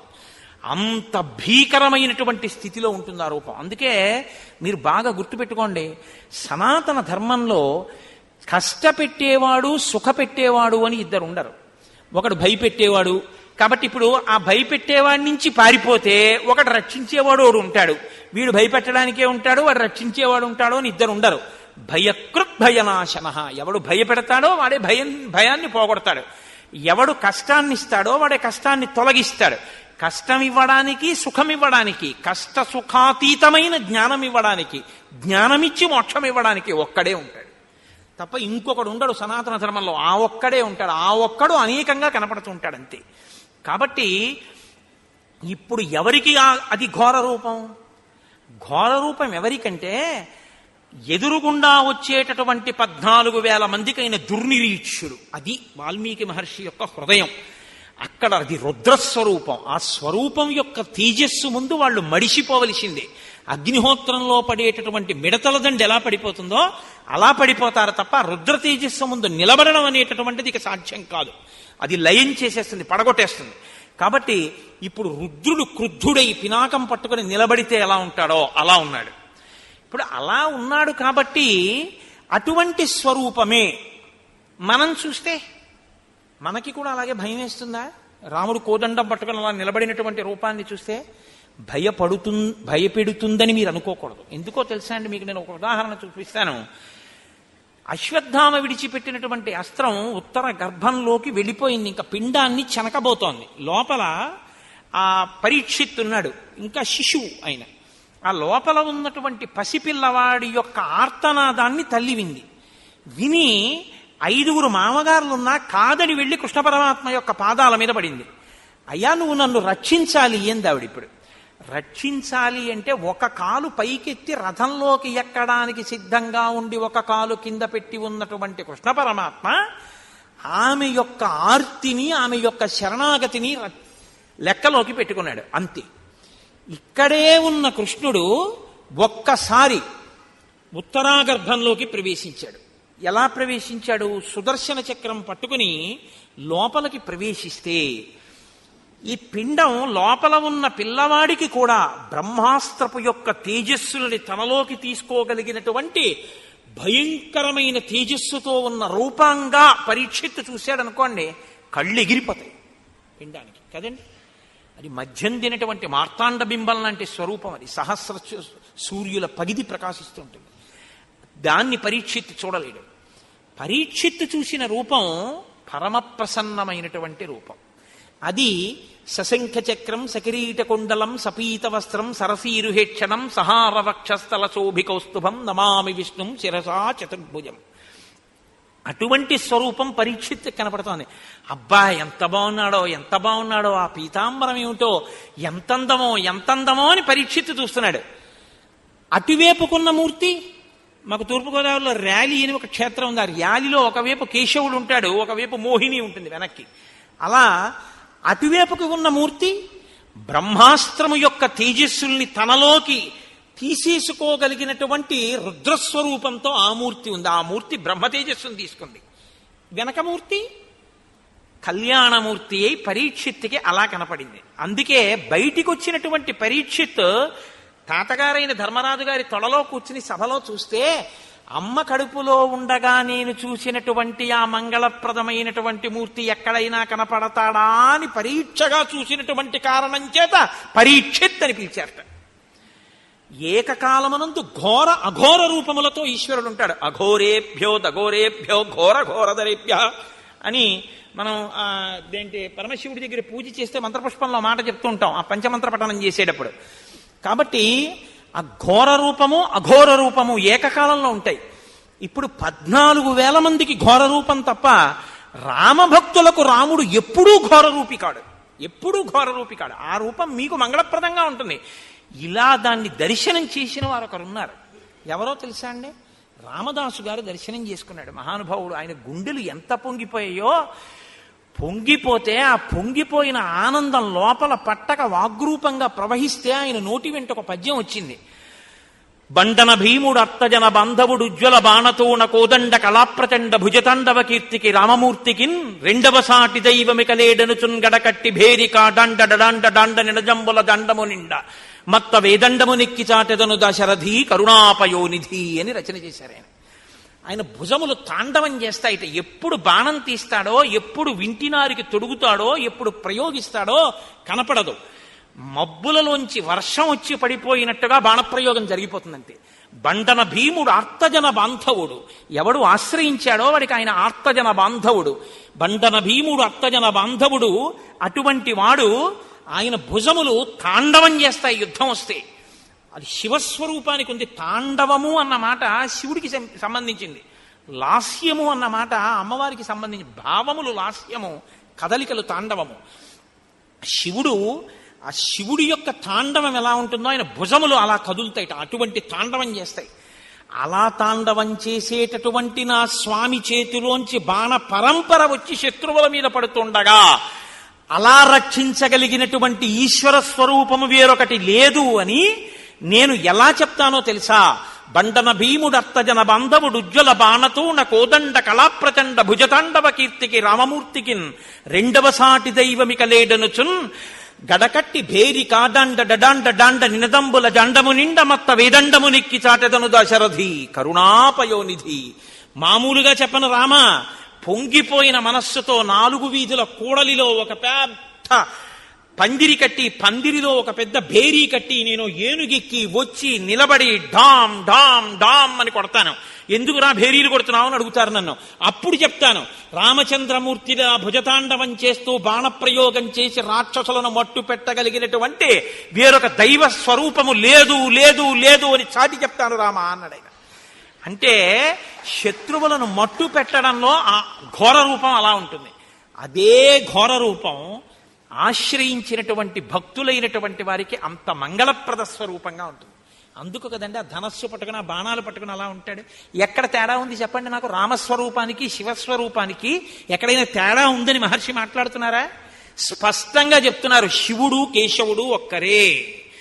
ఆ పరమాత్మ ఆ తత్వాన్ని ఆ సమయానికి అలా ప్రవర్తిస్తూ ఉంటారు. కలెక్టర్ గారే ఓ కోటు వేసుకుని డిస్ట్రిక్ట్ మెజిస్ట్రేట్ గా కూర్చొని ఫైర్ అంటాడు అంతే, లేకపోతే ఒక తీర్పు ఇచ్చేస్తాడు. కలెక్టర్ గారే మెజిస్ట్రేట్ గారు, district collector and magistrate. Collector గారే మెజిస్ట్రేట్ గా కూర్చుంటే ఆ కలెక్టర్ గారే కారు దిగి ఆఫీసులోకి వచ్చి కొన్ని ఫైల్స్ సీల్ చేసుకుని పట్టుకెళ్ళిపోయాడు అంతే. ఆఫీస్ సీల్ చేసి పారేసాడు. ఆయనకు అధికారం ఉంది. మెజిస్టీరియల్ పవర్స్ ఆయన్ని వెన్నంటి ఉంటాయి, ఆయనతోనే ఉంటాయి. మెజిస్టీరియల్ పవర్స్ కలెక్టర్ ఆఫీస్లోనూ కలెక్టర్ గారి కారులోనూ ఉండరు, ఆయనంటే ఉంటాయి. అలాగే ఈశ్వరుణ్ణి కూడా ఎప్పుడు అఘోర రూపములు వెన్నంటే ఉంటాయి. శత్రువులకి ఘోర రూపం, ఆయన్ని ఆశ్రయించిన వాళ్ళకి అఘోర రూపం, మంగళప్రద రూపం. అది రుద్రస్వరూపమైన అంతే, కేశవస్వరూపమైన అంతే. ఇద్దరి స్వరూపం అలాగే ఉంటుంది. తత్వం తెలిస్తే ఉండే మాట అలా ఉంటుంది. తత్వం తెలియకపోతే భేదాలు కనబడతాయి. విష్ణువు వేరే ఉన్నాడు, శివుడు వేరే ఉన్నాడు, ఈనోడు ఉన్నాడు, ఆయనోడు ఉన్నాడు, ఇన్ని మాటలు వస్తాయి. అసలు తత్వం అర్థమైతే ఇన్ని మాటలు రావు. కుర్తాలాల్చి వేసుకున్నా నా కొడుకే, పంచె కొట్టుకున్నా నా కొడుకే, ధావళి కట్టుకున్నా నా కొడుకే, తువ్వాలు కట్టుకున్నా నా కొడుకే. తువ్వాలు కట్టుకున్నావు ప్యాంటు తొక్కా వేసుకోలేదని నేను కొట్టేసి, ధావళి కట్టుకున్నావు ప్యాంటు తొక్కా వేసుకోలేదని వాళ్ళమ్మ కొట్టేసి, కుర్తాలాల్చి వేసుకోలేదు పంచె కట్టుకున్నావని వాళ్ళ తాతగారు కొట్టేస్తే దెబ్బలు తినేవాడు ఓడే. ఏ రూపంలో ఓ రూపంలో పట్టుకుని ఓ రూపంలో తిడితే నువ్వు తిట్టే తిట్లు ఆయనకే, పూజలు ఆయనకే. పూజ చేసామని సంతోషించాలా, ఇంకో రూపాన్ని చూసి తిడుతున్నావని ఆయన బాధపడాలా? నీకు ఇంకా తగినంత పరిణితి రాలేదని ఈశ్వరుడు అనుగ్రహించి భారతీ తీర్థస్వామి చెప్పినట్టు పరిణితి కటాక్షించుగాక. కాబట్టి ఇది మహానుభావుడు వాల్మీకి మహర్షి యొక్క ప్రతిపాదన. రామాయణంలో అభేదతత్వాన్ని చూపిస్తూ ఉంటారు. కాబట్టి ఇప్పుడు ఆ వచ్చిన సేనానాయకులు పడిపోయారు. కరుడు మాత్రం పెద్ద శరీరంతో రామచంద్రమూర్తి మీదకి వచ్చి పడిపోతుంటే ఆ 2 చేతులు బాణముల యొక్క ప్రయోగం చేత తెగిపోయేటట్టుగా కొట్టేశారు.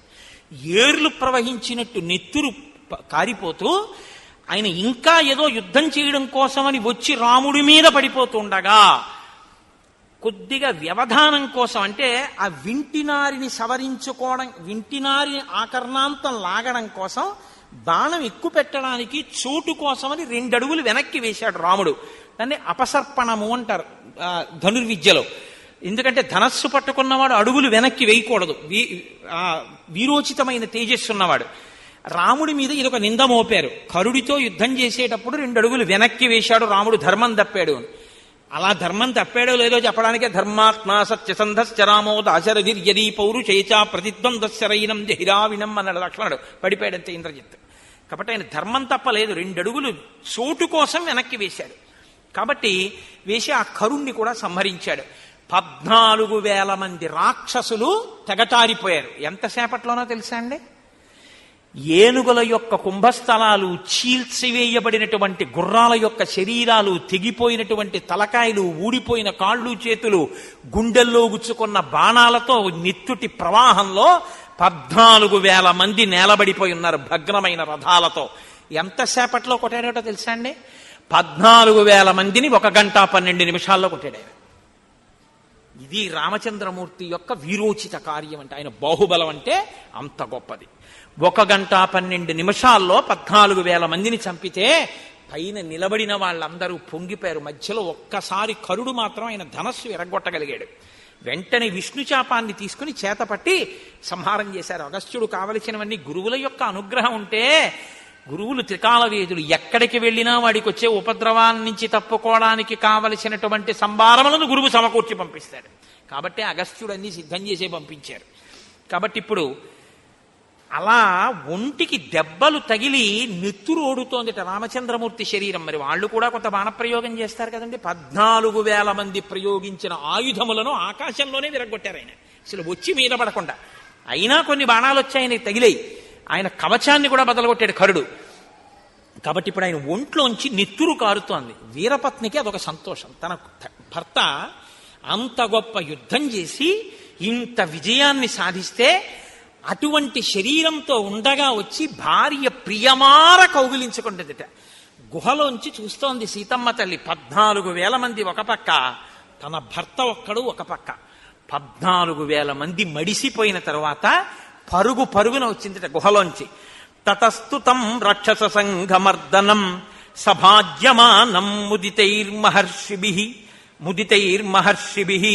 పునః పరిష్వజ్యసి ప్రభానన బభూవ హృష్టా జనకాత్మజా తదా. ఆ జనకాత్మజ అయినటువంటి సీతమ్మ ఎంతో సంతోషంతో పునః మళ్ళీ రామచంద్రమూర్తిని బిగియార కౌగిలించుకుందిట. నా భర్త ఇంత కార్యాన్ని సాధించాడని.